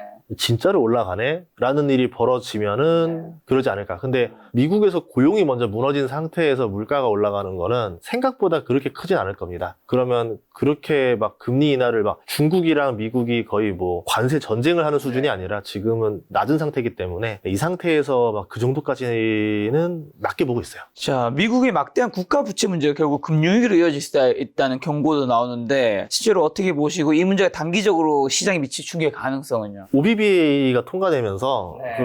뭐가 되냐면 5조 달러를 더 한도를 올렸어요. 네. 살짝. 그래가지고 이제 2조 정도를 더 부채 증액을 했어야 되는데 5조기 때문에 내년까지는 큰 문제 없을 것 같아요. 적자를 지속하는 데는. 그래서 적자 문제가 수면 위로 올라올 것 같지는 않고요. 만약에 적자 문제로 주가가 떨어진다면 그때는 오히려 주식을 사야 되는 시기입니다. 그러니까 기업의 문제가 아니에요. 그러니까 다른 나라들은요. 부채를 뭐 한국이라고 하면은 부채를 해결할 방법이 없어요. 돈을 벌어서 갚아야 됩니다. 그렇죠. 미국은요, 그냥 찍으면 돼요. 그러니까 미국이라는 나라가 부채로 붕괴될 가능성은 존재하지 않는다. 네. 만약에 그 연방 부채 이자가 너무 엄청나잖아요. 문제가 되잖아요. 그러면 어떻게 되냐면 그 문제 때문에 이제 미국 경기가 침체가 옵니다. 그럼 미국 연준 금리가 뚝 떨어지기 시작해요. 그래서 부채 이자가 갑자기 줄어들면서 다시 또 문제가 해결이 됩니다. 그러니까 이 문제가 커지려면은 한 5년에서 10년 뒤에나 이제 진짜 해결할 수 없는 노답 상태가 나올 것 같고 당장 1, 2년 가지고 그 문제가 해결 못할 문제는 아닐 것이다.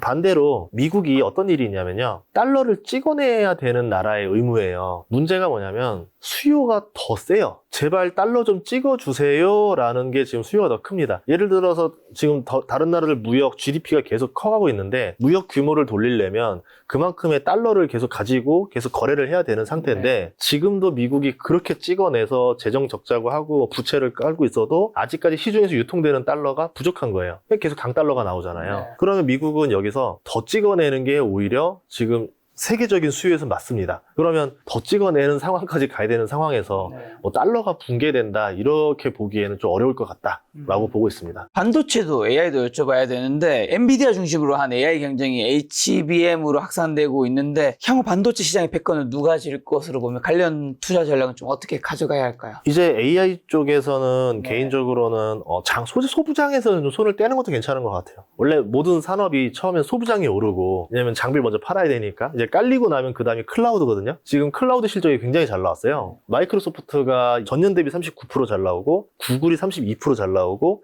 아마존이 17%밖에 잘 안 나왔어요. 그래서 아마존 주가가 8% 떨어집니다. 그 얘기는 뭐냐면 클라우드 3대장 중에서도 AI 쪽이 굉장히 강력하다라고 알려져 있는 이 두 개 회사는 수요가 펄펄 날면서 실적이 잘 나왔고 아마존은 약간 레거시 데이터 센터란 말이에요. 이쪽 수요는 성장률이 좀 떨어지고 있다는 얘기잖아요. 그 얘기는 이제 이 클라우드를 가지고 돌리는 회사가 지금 돈을 벌고 있고 그 다음 이 클라우드 가지고 프로그램을 만들어서 서비스를 만드는 회사들의 탄생을 봐야 되겠죠. 그러면 그런 회사들이 대형주는 아닐 거예요. 소형주일 거예요. 이제 그런 회사들에서 여러분 텐베거 나오는 기회가 나올 거라 봅니다. 과거에도 스마트폰 등장했을 때 뭐가 올랐냐면 LG 이노텍까지 카메라 들어간대요. 뭐 아니면은 액정 들어간대요. 뭐 AP 칩 들어간대요. 이런 소부장들이 먼저 올랐었어요. 그 다음에 누가 올랐냐면 이제 어느 정도 얘네들 가격이 처음에 펌핑돼 있다가 공급이 늘어나면서 가격이 안정화되고 이거를 낮게 사와서 비싸게 팔 수 있는 애플이라는 회사가 돈을 벌기 시작했죠. 그 구간이 가다가 나중에는 이 스마트폰이 깔리고 여기서 앱스토어를 설치함으로 인해서 거기서 사용자들이 활용을 할 거 아니에요. 카카오톡이 탄생하고 메타, 인스타가 탄생하고 페이스북 탄생하고 구글의 이제 크롬이 탄생하고 유튜브가 탄생하고 이렇게 됐던 것처럼 그 구간을 먼저 봐야 될 것 같아요. 스마트폰이 나왔기 때문에 사람들이 유튜브를 보는 거잖아요. 그러면 그때 우리가 초창기 때 10년 전으로 돌아갔을 때 스마트폰 보니까 요새 애들이 그거로 다 TV를 보네? 그 회사를 투자해야 되겠죠. 지금 딱 이제 AI 가지고 나오는데 별의별 서비스가 다 있습니다. 요새 AI 가지고 영어 가르쳐주는 뭐 다국적 영어 다 가르쳐주는 애들 과외 선생님이더라고요. 그런 거 보니까 뭐 1년에 3만 원 내놔라 뭐 이런 비용들 있잖아요. 근데 전 세계인 사람들이 그걸 가지고 써요. 근데 이 회사는 AI 가지고 만들어 놓은 거라 인력 비용이 별로 안 들어가요. 얘네들 좀 있으면 나중에 상장하겠죠. 문서 만들어주는 회사, 뭐 해주는 회사니까 그 AI를 활용해서 편의를 만들어낼 수 있는 그 서비스를 가진 회사들 또는 그거를 가지고 플랫폼을 띄울 수 있는 회사들 네. 뭐 잘 모르겠다 싶으면 그냥 마이크로소프트, 구글이 제일 낫고요. 알겠다 싶으면 좀 찾아가면 되겠죠. 그래서 저도 지금 8월에 이번에 실리콘밸리 가서 실제로 가세요? 그러니까 진짜 가요. 그래서 이제 비상장 AI 회사들 인터뷰하러 갑니다. CEO들 만나러 가서 니네 좀 약간 실력 좀 설명해 봐라 라고 한 다음에 실력이 괜찮으면은 혹시 투자 쿼터가 얼마나 있냐 좀 물어보려고. 그래서 이제 잭팟 투자를 하는 거죠. 네. 실리콘밸리 회사를 직접 딱 투자를 해서 지분을 갖고 있다가 얘네가 2년 뒤에 상장을 한다. 네네. 근데 비상장에서 투자한다는 거죠? 네, 그럼 얘네가 갑자기 이제 AI에 갑자기 이제 네네. 시대가 제2의 유튜브가 된다 이러면은 돈을 벌겠죠. 네. 이제 뭐냐, 그래서 풍운의 꿈을 안고 네. 실제로는 유튜브 핑계로 겸사겸사 갔다 옵니다. 근데 질문이 굉장히 건방져 보일 수 있겠네요. 실력 좀 보여봐라. 아, 그렇게. 왜냐면 한국에 기세가 있잖아요. 코리안 투자자가 한번 삘 받으면 장난 아니다. 어쨌든 소부장보다는 이제는 AI 서비스 쪽에 투자해야 된다. 예. 아직 윤곽을 보이고 있는 데는 별로 없는 건가요? 아직 상장한 게 없어요. 이제 제가 원하는 건 좀 작은 기업들이 그 실력 가지고 매출과 이제 이익을 뿜어내면서 상장으로 들어가야 되는데 아직까지는 그게 안 나오면서 붐이 안 부은 것 같아요. 스테이블 코인도 서클이 상장하면서 스테이블 코인 투자 붐이 불었던 것처럼 네. 아직은 얘네들이 한 다음 타겟 한 내년쯤에나 나오지 않겠나 싶습니다. 그렇다면 미국 빅테크 중에서 AI를 포함해서 살만한 기업은 클라우드 정도. MS 구글 마소. 구글 마소. 네. 엔비디아는 왜 아니에요? 이제 소부장이잖아요. 소부장이니까 네. 이제는 충분히 많이 올랐다. 그래서 소부장은 한 1, 2년 해먹었으면 됐다 싶거든요. 네. 네, 이제 뭐 실적은 더 가죠. 실적은 더 가는데 이제 보통 사람들이 관심이 바뀌는 거죠. 이제는 하드웨어에서 소프트웨어로 눈이 바뀌는 시대가 열릴 것 같아서 그 소프트웨어의 매력을 좀 더 우리가 검사해봐야 되지 않을까 싶습니다. 근데 이제 엔비디아가 원래 140, 150달러가 주가가 이제 고점이었다가 80, 90달러 찍었다가 이제 170달러까지 다시 왔단 말이에요. 그러다 보니까 사람들이 엔비디아 주가 계속 상승할 것이라는 전망도 우세한데 뭐 어떻게 보시고 추가 상승 도력은 없을까요? PER이 낮아요. 네. 30배, 그러니까 포워드 PER이 30배니까 굉장히 낮아요. 네. 근데 문제는 여기서 이익 성장률이 제가 좋아하는 거는 가속도라는 걸 봐요. 매년 10%씩 성장하는 거를 기업들은 매력이 없습니다. 뭐냐면 올해는 10%, 내년에 20%, 내년에 30% 네. 이 가속도로 올라가는 기업을 좋아하는데 네. 엔비디아가 가속이 붙었던 구간이 23, 24에서 다가 25부터 가속도가 빠르게 둔화되고 있어요. 너무 많이 올랐으니까. 네, 그러니까 뭐 말도 안 되는 성장을 보여줬지만 여기서 매년 50%씩 매출과 이익이 늘어나는 그런 꿈의 성장을 26년, 27년에 연속하기는 어렵다라는 거죠. 그러면 얘는 이제 앞으로 주가도 그 성장 속도만큼 이제 좀 천천히 가겠죠. 뭐 구글, 마이크로소프트 투자한 사람 보면 어우 너무 느려. 이제 주가 수익률 왜 이렇게 너무 늦어? 야금야금 가네. 거북이 같네. 이렇게 생각할 수도 있겠죠. 저 그러면 이제 SK하이닉스와 삼성전자는요? 두 반도체 거인의 하반기 실적과 주가 전망을 좀 어떻게 보세요? 디램만 보고 있어요. 디램 호황이 와야 되는데 지금 HBM 호황이 와가지고 주기 계산이 좀 어려워졌거든요. 침체가 오냐 안 오냐만 보시면 됩니다. 예를 들어서 그 40개월 주기예요, 대표적으로. 네. 21년 주기에서 삼성전자가 21년 1월에 정점 찍고 40개월 더하니까 한 대략 원래는 한 6개월 전쯤에 정점을 찍어줬었어야 돼요. 하이닉스는 딱 40개월 주기에 맞게 정점을 찍어줍니다. 그런데 삼성전자는 다 기업만의 이슈를 못 찍어줬었죠. 네, 그런 상태였던 거고, 만약에 여기서 HBM이라는 호황이 제대로만 터진다 라고 하면 클라우드가 아마 올 하반기나 내년에 좀 이슈가 될 수 있기 때문에 클라우드 붐을 타고 메모리 쪽에서 매력 포인트를 주지 않을까. 단 전제는 미국의 침체가 안 온다라는 가정하에. 그러면 클라우드를 10개 짓기로 한 거를 7개 지어야 되고 7개 짓기로 한 거 4개 지어야 되니까 가이던스가 자꾸 축소가 되겠죠. 네. 그렇게 되면은 안 좋을 수 있겠죠. 특히 하이닉스 같은 경우는 HBM에 대한 전망으로 지금 와 있는데 경기 침체가 만약에 와버리면은 그 전망폭이 하향 조정되겠죠. 그런 점에서는 위험한 자리일 수도 있죠. 그래서 그거보다는 차라리 삼성전자는 HBM으로 대한 기대감이 없는 상태에서 디램만 보고 있는데 디램이 내년에 매출 이익 전망을 되게 좋게 보고 있어요. 경제 침체가 없다라고 이제 가정을 하고 있는 건데 그렇게 된다고 그러면 삼성전자도 나쁘지 않다라고 보고 있습니다. 삼성전자의 테슬라의 수주 잭팟 터뜨렸잖아요. 그건 장기적으로도 삼성전자 주가에 영향을 많이 좋은 영향 끼칠까요? 아니면 지금 다 반영됐나요? 지켜봐야 돼요. 왜냐하면 분명 일론 머스크 같은 사람이 트럼프와 비슷한 사람이잖아요. 왔다 갔다 하죠. 협상을 과연 퍼주는 협상을 했을까요? 일론 머스크가? 뭐 그런 호의는 아니지 않나요? 삼성전자의 그 약점을 너무 잘 알고 있기 때문에 네. 그 약점을 집요하게 판 계약을 했을 수도 있습니다. 실질적으로 원가에 가까운, 내가 너희들한테 포트폴리오 감을 댔으니까, 레퍼런스 떼어줬으니까 너희들이 그 대가로 그냥 제일 싸게 내놔. 이렇게 했을 가능성이 있고, 또 하나는 정말 일론 머스크가 삼성전자에 출근하면서 이제 그 공정 과정을 잡아주고 있다, 뭐 도와주고 있다, 자기네 그 뭐 AI XAI 팀이 온다던가, 뭐 좀 진짜 뭐 좀 자기네 전문가 집단을 데리고 와서 뭐 봐준다라는 트위터에 사진이 올라오겠죠. 삼성전자 딱 이러면서 그런 게 뜨면은 확실히 기대감이 빡 올라가겠죠.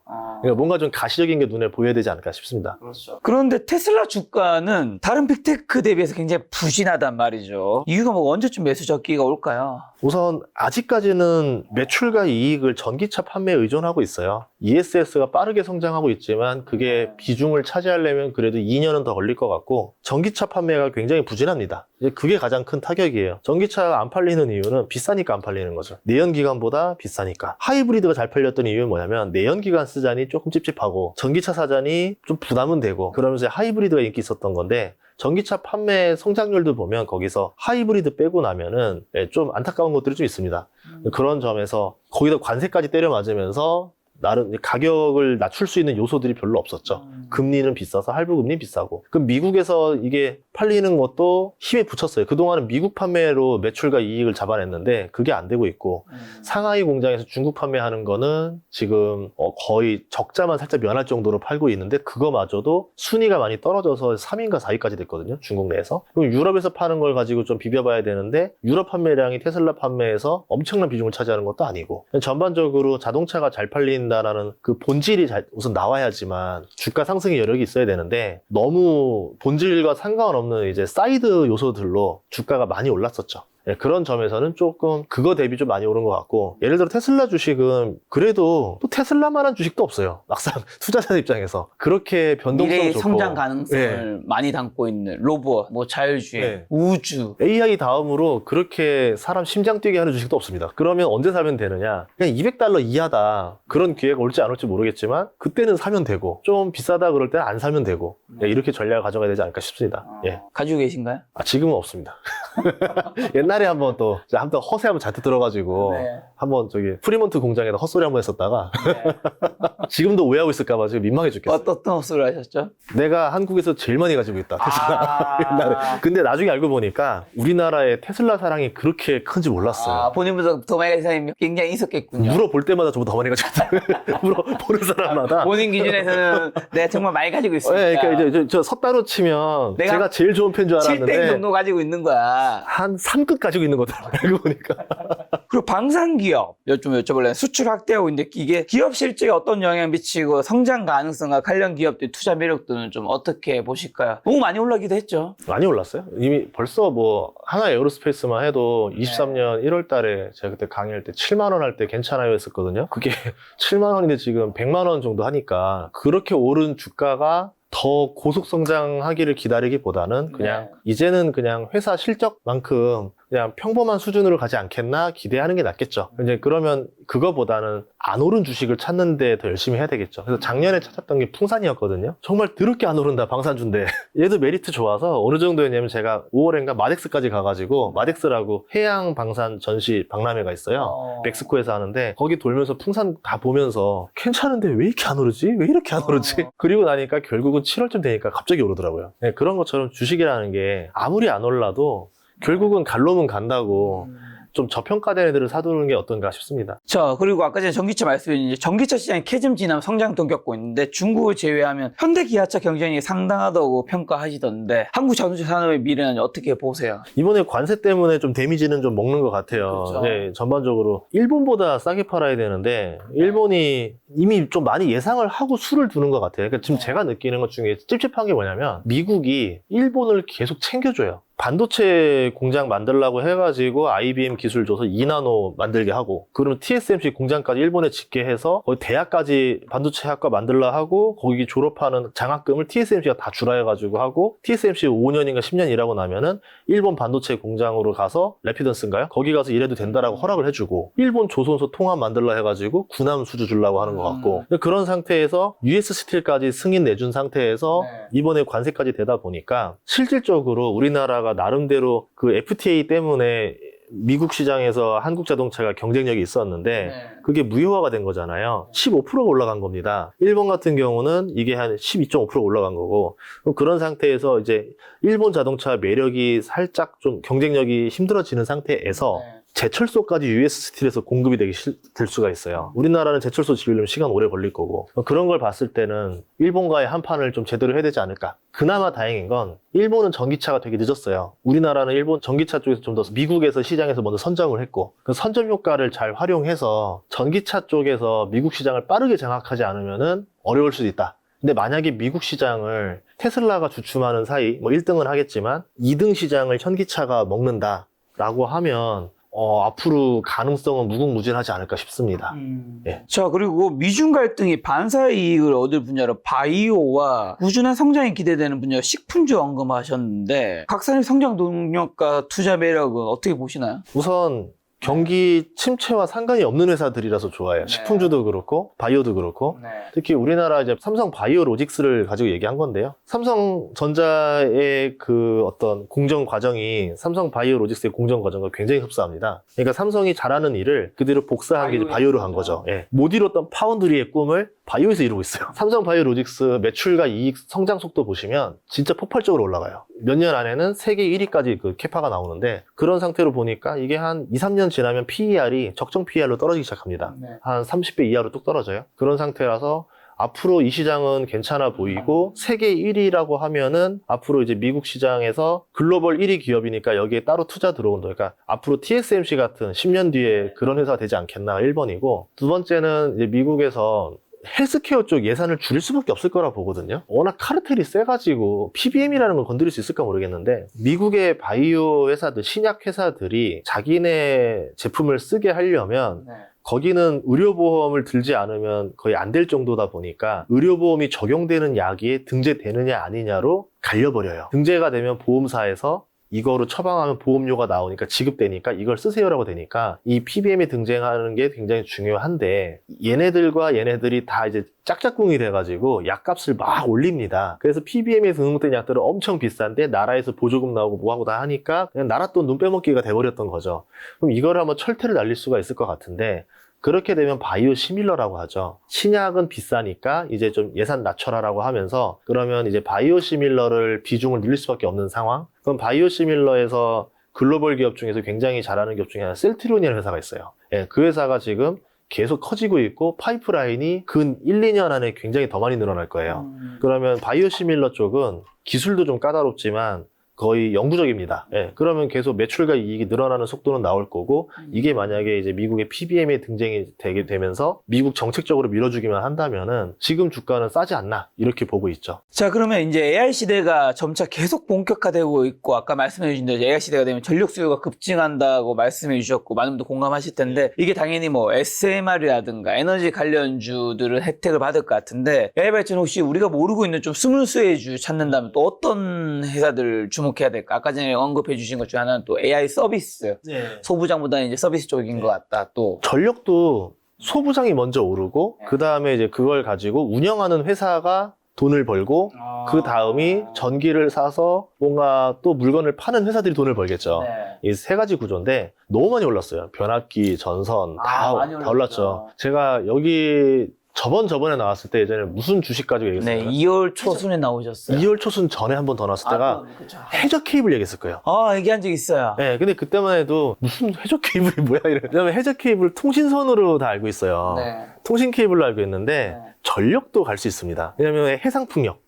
해상풍력 깔면 해저 케이블 안에다가 구리선 깔아가지고 전선을 해야 되니까, 해저 케이블 기술이 전 세계에 몇 군데 없고, 그 중에 하나가 우리나라의 KT 서브마린 회사였었는데 그걸 LS가 인수를 하더라. 전선 회사가 저걸 왜 인수하지? 라고 봤는데 해상풍력 그리고 구리로 다 천하통일이 되잖아요. 그러면서 앞으로 이쪽으로 수주가 엄청 나오겠구나. 자기네가 다 발주를 할 수 있잖아요. 그래서 이게 각이 보이네 라고 해서 그때 이야기했었던 게 해저 케이블이었었고 그게 조금 올랐었을 거예요. 근데 어쨌든 다 소부장 끝나고 나면 뭘 봐야 되냐면 설치를 했어요. 그 다음에는 전기를 생산해서 팔아야 되겠죠. 근데 아까 얘기했던 대로 전기가 가격이 계속 오를 겁니다. 당장 뭐 눈에 보이는 거는 모르겠지만 이제 5년 계약 끝나고 10년 계약 끝나고 또 장기 계약 맺을 때 그때 전기료는 더블 뭐 이렇게 간다던가 이렇게 되면 그러면 지금의 딱 손익분기점에서 설치를 했던 사업자들은 다음번에는 더 비싸게 팔 수 있겠죠. 그래서 미국에서는 그 민간 발전 사업자들이 있어요. 걔네들 주가가 형편없는 이유가 가이던스가 뭐 연평균 성장률 3% 4% 보고 있거든요. 재미없는 주식이라 그래서 그냥 배당주 정도로만 내려가 있는데 걔네들 잘 보시면 좋을 것 같고요. 두 번째는 그렇게 보면 우리나라에는 한국전력이라는 회사가 있죠. 한국전력도 전기료가 계속 올라갈 수밖에 없는 구조가 나올 것이다. 물론 뭐 당장은 좀 어려울 수 있는데 한 5년 10년 뒤에는 지금 전기료는 아닐 겁니다. 아마 10년 뒤에는 이런 얘기할 것 같아요. 그때 전기료 정말 쌌는데 에어컨 정말 마음껏 팡팡 떼고 잤는데 전기료 무서워서 못 살겠네. 이렇게 되지 않을까. 그러면 한전이 좀 돈을 벌겠죠. 지금 설치해 놓은 걸로. 예. 자, 증권보험주에 대한 또 증권사들의 투자 의견이 줄줄이 하향 조정되고 있던데 이게 우리가 코스피 5천을 향해 간다고 하는데 그렇게 하면 사실 증권사는 굉장히 좋을 것 같은데 돈을 많이 벌 테니까요. 아무래도 수수료로. 근데 왜 줄줄 하향 조정되고 있는지랑 소장님 어떻게 보시나요? 두 가지 이유 때문에 뭐 제가 어떤 이유 때문에 제가 가진 이유는 두 가지였거든요. 첫 번째가 국내 주식 국장 투자자가 많을 때와 미장 투자자가 많을 때 증권사는 돈을 어디서 많이 버는가를 보셔야 돼요. 미장 투자자가 5배에서 10배 가까이 수익을 줍니다. 산술적으로 그렇지 않다라 생각할 수도 있겠지만 왜 그러냐면 환전 수수료까지 먹고요. 이 환전 수수료가 재밌는 게 그 대낮에 환전할 때와 야간에 환전할 때가 좀 달라요. 뭐 야간하면은 뭐 다음날 기준으로 한다 하지만 그 안에서 차익이 합리적으로 돌아가긴 하지만 우리 재고를 가지고 이렇게 써먹을 수도 있잖아요. 그래서 실질적으로 환전 수수료와 미국 주식 수수료로 재미를 많이 봤어요. 그럼 국장이 여기서 미장 좋은 상태에서 국장 좋아지면은 당연히 상관이 없는데 미국장에 투자한 사람들이 우리나라 사람들 영끌했죠. 중국 영끌했죠. 일본 사람들 영끌했죠. 이제 그렇게 해서 온갖 유동성을 강제로 끌어온 상태에서 여기서 만약에 미장이 재미가 없어지면 돈들이 다시 다 쫙 빠져나가겠죠. 다시 국장을 하게 될 거예요. 그렇게 되는 얘기는 뭐냐면 국장 수수료가 재미가 없을 것이다. 1번입니다. 그럼 미장 수수료가 재미가 없어질 거고 그렇게 되면 국장으로 쏠린다 한들 막상 그 증권사들의 수수료 브로커리지 수익이 생각보다 크진 않은 거죠. 기대만큼은. 그게 1번이고 두 번째는 상법 개정이에요. 그 주주들의 입김이 세졌기 때문에 옛날처럼 그 물적 분할이라던가 뭐 분할 상장, 뭐 이제 쪼개기 상장 이런 게 쉽지가 않을 거예요. 그 얘기는 증권사들의 가장 수입원 중에 하나가 이제 IPO 수익이었는데 그 IPO 수익을 내기가 까다로워졌다라는 거죠. 뭐 물적 분할 하든 말든 뭐 이렇게 하고 또 공모주로 뭐 하고 이렇게 되면 되는데 그런 점에서 조금 어렵지 않을까. 이런 점들 때문에 우리가 예상한 것보다는 조금 이익 전망치가 좀 하향되지 않겠는가 이렇게 봤었습니다. 실제로 소장님도 그렇게 보시다는 거죠? 예, 제 생각입니다. 예. 네. 자, 그리고 또 최근 실적이 개선된 기업 중에서 그럼 투자자들이 좀 주목해야 될 종목은 혹시 뭐 있을까요? 식품주요. 안 오른 건 얘밖에 없어요. 지금 뭐 거의 오를 건 다 올라가지고 식품주들 실적이 보시면 매출 영업이익이 연 10% 이상으로 바뀐 기업들이 나와요. 올해 실적부터 그렇게 찍힌 회사들이 뜨기 시작하고 여러 개 있더라고요. 그리고 이 회사들 영업이익률이 예전에는 뭐 3% 4% 이러다가 10%대로 등장하기 시작할 겁니다. 1년 안에. 예, 이렇게 되면은 식품주는 경기 방어주의인데 넷플릭스라던가 우리나라 아이돌, 유튜버, 틱톡을 타고 해외에서 이제 인기 있는 핫한 제품을 파는 회사로 바뀌게 될 것 같아요. 삼양식품 같은 거죠. 네. 제2의 삼양식품이 계속 나올 것 같아서 이런 기업들이 많이 있으니까 여러분들이 잘 주목해보면 좋겠다. 꼭 투자자들 항상 안타까운 게 보면은 꼭 유행한 다음에 사요. 그러니까요. 뉴스에서 뭐 삼양 불닭볶음면이 불티나게 팔립니다. 근데 주가가 15배 올랐네요. 라고 해도 그때 사요. 이제 150만 원 됐으니까 여기서 10배 더 올라 1,500만 원 되겠지? 이런 마인드로 들어가는 것 같아요. 그러니까 그 자꾸 한 박자 늦게 들어가지 마시고 먼저 들어가세요. 그러니까 그 먼저 들어가는 못하는 게 왜냐면 무서워서 못 들어가는 거거든요. 이거 안 오를까 봐. 남들이 안 오르는 다 이유가 있지 않을까? 네. 지금 당장 가파르게 오르는 거에 대해서 쾌감을 느끼고 도파민이 나옵니다.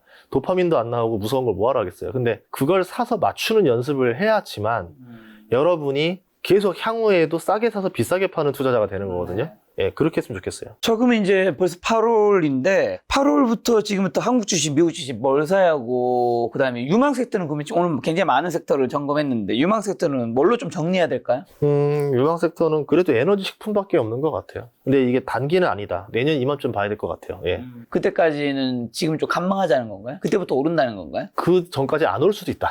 예, 그러니까 그리고 이제 에너지는 한 5년 이상 봐야 되는 거고 네. 아까 말한 그 미국 관세 관련주, 농업 관련주 이런 것들은 조금 빠르게 당겨올 수도 있겠죠. 그냥 항상 일하는 게 실적이라는 게 기대한 것만큼 바로 안 나올 때가 많아요. 그렇죠. 그래서 그냥 뭐 3개월 안에 무조건 오르면 좋겠다. 근데 그렇게 맞출 수 있으면 얼마나 부자가 됐겠어요. 근데 한 반년 안에 오를 줄 알았는데 3년 안에 오르고 이제 그러면서 수익이 나는 거죠. 상반기에는 어쨌든 조방원이라는 확실한 주도주가 있었잖아요. 그럼 앞으로는 주도주가 좀 바뀐다고 봐야 하는 걸까요? 관세 때문에 좀 바뀌지 않나 봅니다. 예. 이제 교체될 때도 됐죠. 그러니까 뭐 예를 들어 조방원이 떨어진다보다는 많이 오른 거를 더 못 오른다는 거죠, 뭐. 더 오르더라도 따라가지 않았으면 좋겠다. 그러니까 그 못 따라간 거에 대해서 후회를 안 했으면 좋겠다. 그래도 내 원칙상 10배 오른 주식은 더 이상 안 건드리는 거야. 뭐 이런 식으로 했으면 좋겠다는데 자꾸 초조하고 포모가 오니까 당겨가거든요. 그러지 말고 안 오른 것 중에 또 오르는 게 있습니다. 계속 돌고 돌아요. 저번에도 뭐 그 화장품주도 안 오른다 또 올라갔고 엔터도 한창 박살났었다가 이제 하이브 사태 때 터지고 나서도 하이브 주가가 더 올랐었고 지금 보면은 또 한한령 같은 경우 해제된다 안 된다 얘기 있거든요. 저는 될 거라고 봐요. 그 한한령 관련 수혜주들도 몇몇 있어요. 그것도 사서 기다리는 방법도 있을 거고 방법은 여러 가지 있겠죠. 한한령 수혜주는 뭐 엔터나 화장품, 카지노. 예. 그 중에서 고르면 되는 걸까요? 그쵸. 한한령 해제가 아마 10월에 한국의 에이펙, 한미, 그다음에 중국, 시진핑까지 올 수 있기 때문에. 그리고 실질적으로 그거 고속도로 투자법이라고 해서 네. 한류가 터지면 한류를 타고 그래서 올라가서 그냥 무임승차하는 기업들이 있습니다. 그렇죠. 식품 기업들, 뭐 화장품 기업들. 예를 들어 우리나라 화장품 피부 미용 기기가 중국으로 진출할 수도 있겠죠. 그대로 먹거리들, 우리나라에서 핫한 음식들이 또 이제 나오면서 거기서 틱톡을 타고 중국에서 또 유행할 수가 있겠죠. 그러면서 그냥 거기 공장까지 차려버릴 수도 있을 거고 이런 것들이 나올 가능성이 저 있다라고 봐요. 자, 마지막 세 가지 질문 드리고 이제 끝낼까 하는데 급락장에서 지금 10% 하락한 말씀하신 고점 주식이 아니라 원래 저렴했던 우량주가 더 하락했을 때가 기회라고 하시던데 이런 급금의 우량주를 발굴하는 본인만의 그럼 기준은요? 실적이 말한 대로 매출 10% 이상, 영업이익 10% 이상 성장하고 있는데 주가가 안 올라요. 환장하죠. 그렇죠. 예, 근데 그런 기업이 결국엔 오른다. 그런 기업이 뭐 횡보하고 있다가 여기서 한 번 더 하락을 해요. 시장의 충격으로 기업 문제 말고.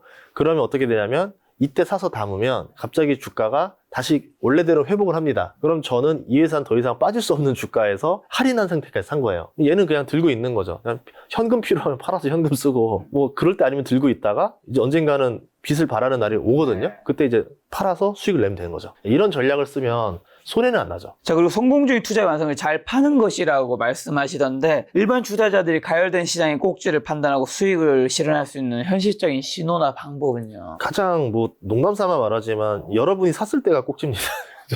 내가 샀을 때 꼭지라는 말이 항상 나오잖아요. 말입니다. 예, 이게 어떻게 보냐면 엘리베이터 투자법이라고 엘리베이터에서 주식 종목 체크하는 사람을 세 번 봤다 하루에. 지하철 다 포함해서 3번 봤다. 문제 있는 거예요. 예, 그런 경우들. 근데 보통 지금은 주식장이 과열은 아니니까 그렇게 볼 수는 없고 자꾸 사람들 입방아에 어떤 특정 종목이 계속 오르내린다.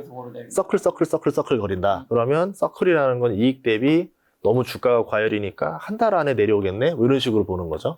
뭐 그렇게 보는 방법들이 있었고 또 하나는 이유 없이 장대 양봉이 나오는 날이 있어요. 옛날에 에코프로 한번 차트 보시면 마지막 파이널 때 호재 뉴스 하나 없는데 갑자기 15% 상승을 하는 장대 양봉이 터집니다. 이게 과열인 거죠. 호재거리도 없는데 그냥 15%가 그냥 올라요. 그럼 누가 15% 만들었냐면 대중의 광기로 만들어낸 거예요.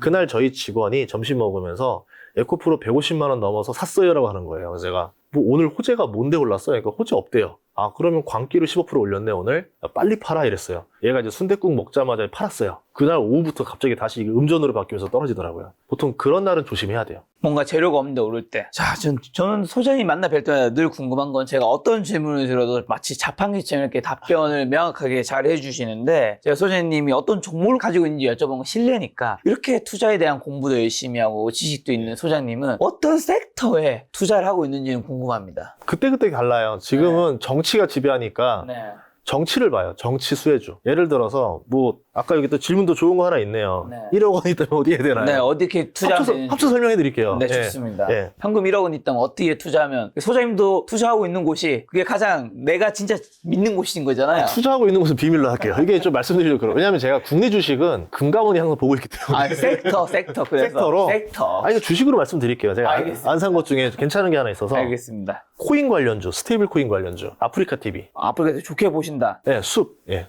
숲 괜찮습니다. 만약 1억 있다고 하면은, 기업의 실적, 성장성, 네. 수익성이 다 좋은데, 성장주여야 되는데 저평가했어요. PER이 10배가 안 돼요. 그런 상태인데 스테이블 코인이 유행하게 되면은 얘는 무궁무진한 옵션 카드가 여러 개가 있어요. 별풍을 스테이블 코인으로 써도 되는 거고요. 만약에 뭐 다른 방법도 있겠지만, 그리고 이상한 게 뭐냐면 이 회사는 국내 코인이 활성화가 됐을 때 주가가 같이 오르는 기이한 현상이 있습니다. 그러면 이제 스테이블 코인이 활성화가 되려면 스테이블 코인으로 주식 투자를 하러 들어가야 되잖아요. 그러면 국내 코인 시장이 뭔가 활성화가 돼야 돼요. 근데 저번에 좀 몇 가지 사건으로 신뢰를 많이 잃어가지고 국내 코인은 하나도 안 오르고 해외 코인만 오르고 있는 상황이었는데, 결국은 시간차의 문제지 해외 코인이 이렇게 날고 기면은 국내 코인에 대해서도 욕심을 내기 시작할 겁니다. 스테이블 코인 법안이 아직 안 나왔지만 나오게 되고 발행이 되면은 그쪽으로 좀 쓰라고 유도를 하지 않을까. 그럼 스테이블 코인, 김치 코인 시장이 등장하게 되면서 그 시장에서 또 새로운 코인으로 돈을 버는 부자들이 엄청 나오겠죠. 근데 그 친구들이 또 이제 별풍선도 쏘겠죠. 예, 이게 활성화가 되면서 돌아가는 게 아닌가.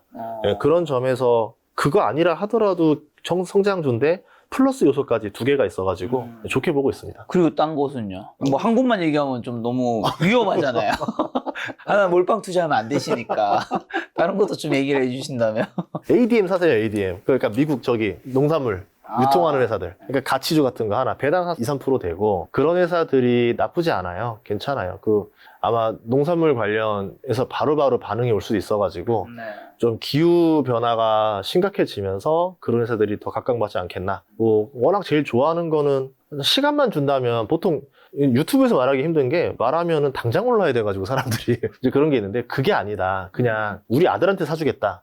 스타벅스랑 크록스 주가가 계속 꾸준히 성장하고 당장은 좀 어려워요. 당장은 어려운데 길게 보면 얘네들이 사업 구조상 이길 수밖에 없어요. 각자 분야 다 1등입니다. 둘 다. 글로벌 1위에다가 매출이 꾸준히 올라가고 있고 앞으로 수요는 늘면 늘지 줄을 수가 없고, 그런 상태에서 얘네들이 주주환원 괜찮게 하고 있고, 그런 점에서 매력이 있다 볼 수 있죠. 크록스는 지금 PER이 2년 뒤에 6배예요. 얘네들이 지금 저번에 그 헤이듀드라는 신발 브랜드 하나를 큰 걸 인수해가지고 그 부채 갚느라고 꺽꺽대고 있는데 부채도 이제 거의 다 갚아가요. 그럼 이제 자사주 매입 소각하고 배당으로 다시 바뀔 거고 또 돈 쌓이면 또 인수할 거고. 크록스 같은 회사들은 재밌는 게 나이키랑 아디다스랑 경쟁을 하지 않습니다. 나이키, 아디다스는 브랜드를 유지하기 위해서 엄청난 돈을 써요. 스포츠 스타들한테 막대한 돈을 쓰면서 마케팅비로 브랜드를 유지하고 있는데 크록스는 그 돈을 안 쓰고 유지하고 있어요. 그리고 나이키랑 아디다스에서도 크록스와 비슷한 신발들을 만들어서 팔고 있지만 이거를 적극적으로 홍보하기도 애매해요.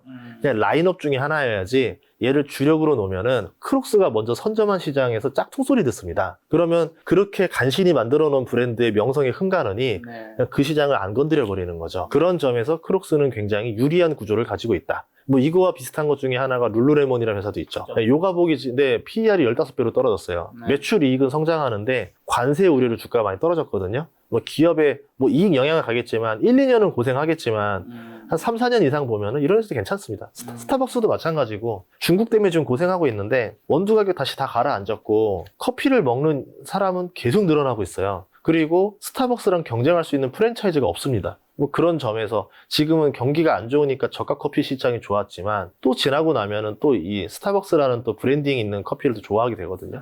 그런 점에서는 저는 괜찮다 이렇게 보고 있어요. 알겠습니다. 오늘 긴 시간 함께 해주셨는데 마지막으로 그냥 하반기 주식 투자 포인트란 눈여겨봐야 될 변수 찝어주시면서 저희 시청자분들에게 투자전 한마디만 해주고 가주신다면요. 이제 하반기에 관세가 시작되니까 이게 얼마나 경제에 영향을 끼치나를 좀 보시면 좋을 것 같아요. 이제 아마 경제에 영향을 끼칠 겁니다. 근데 당장 한 달 안 끼친다고 해서 문제 없네라고 할 수도 있지만 시간이 누적될수록 유동성을 갉아먹는 일이 될 거예요. 시장의 돈을 유동성을 미국이 관세로 계속 뺏어가기 때문에 그런 점에서 관세와 관련된 주식들을 잘 보셨으면 좋겠습니다. 알겠습니다. 소장님과는 또 다음번에 인사드리도록 하겠습니다. 오늘 만남의 손님은 전인구 소장님이었습니다. 지금까지 소중한 시간 함께해 주셔서 정말 감사합니다. 오늘도 김 작가였습니다. 고생 많으셨습니다. 네, 고맙습니다.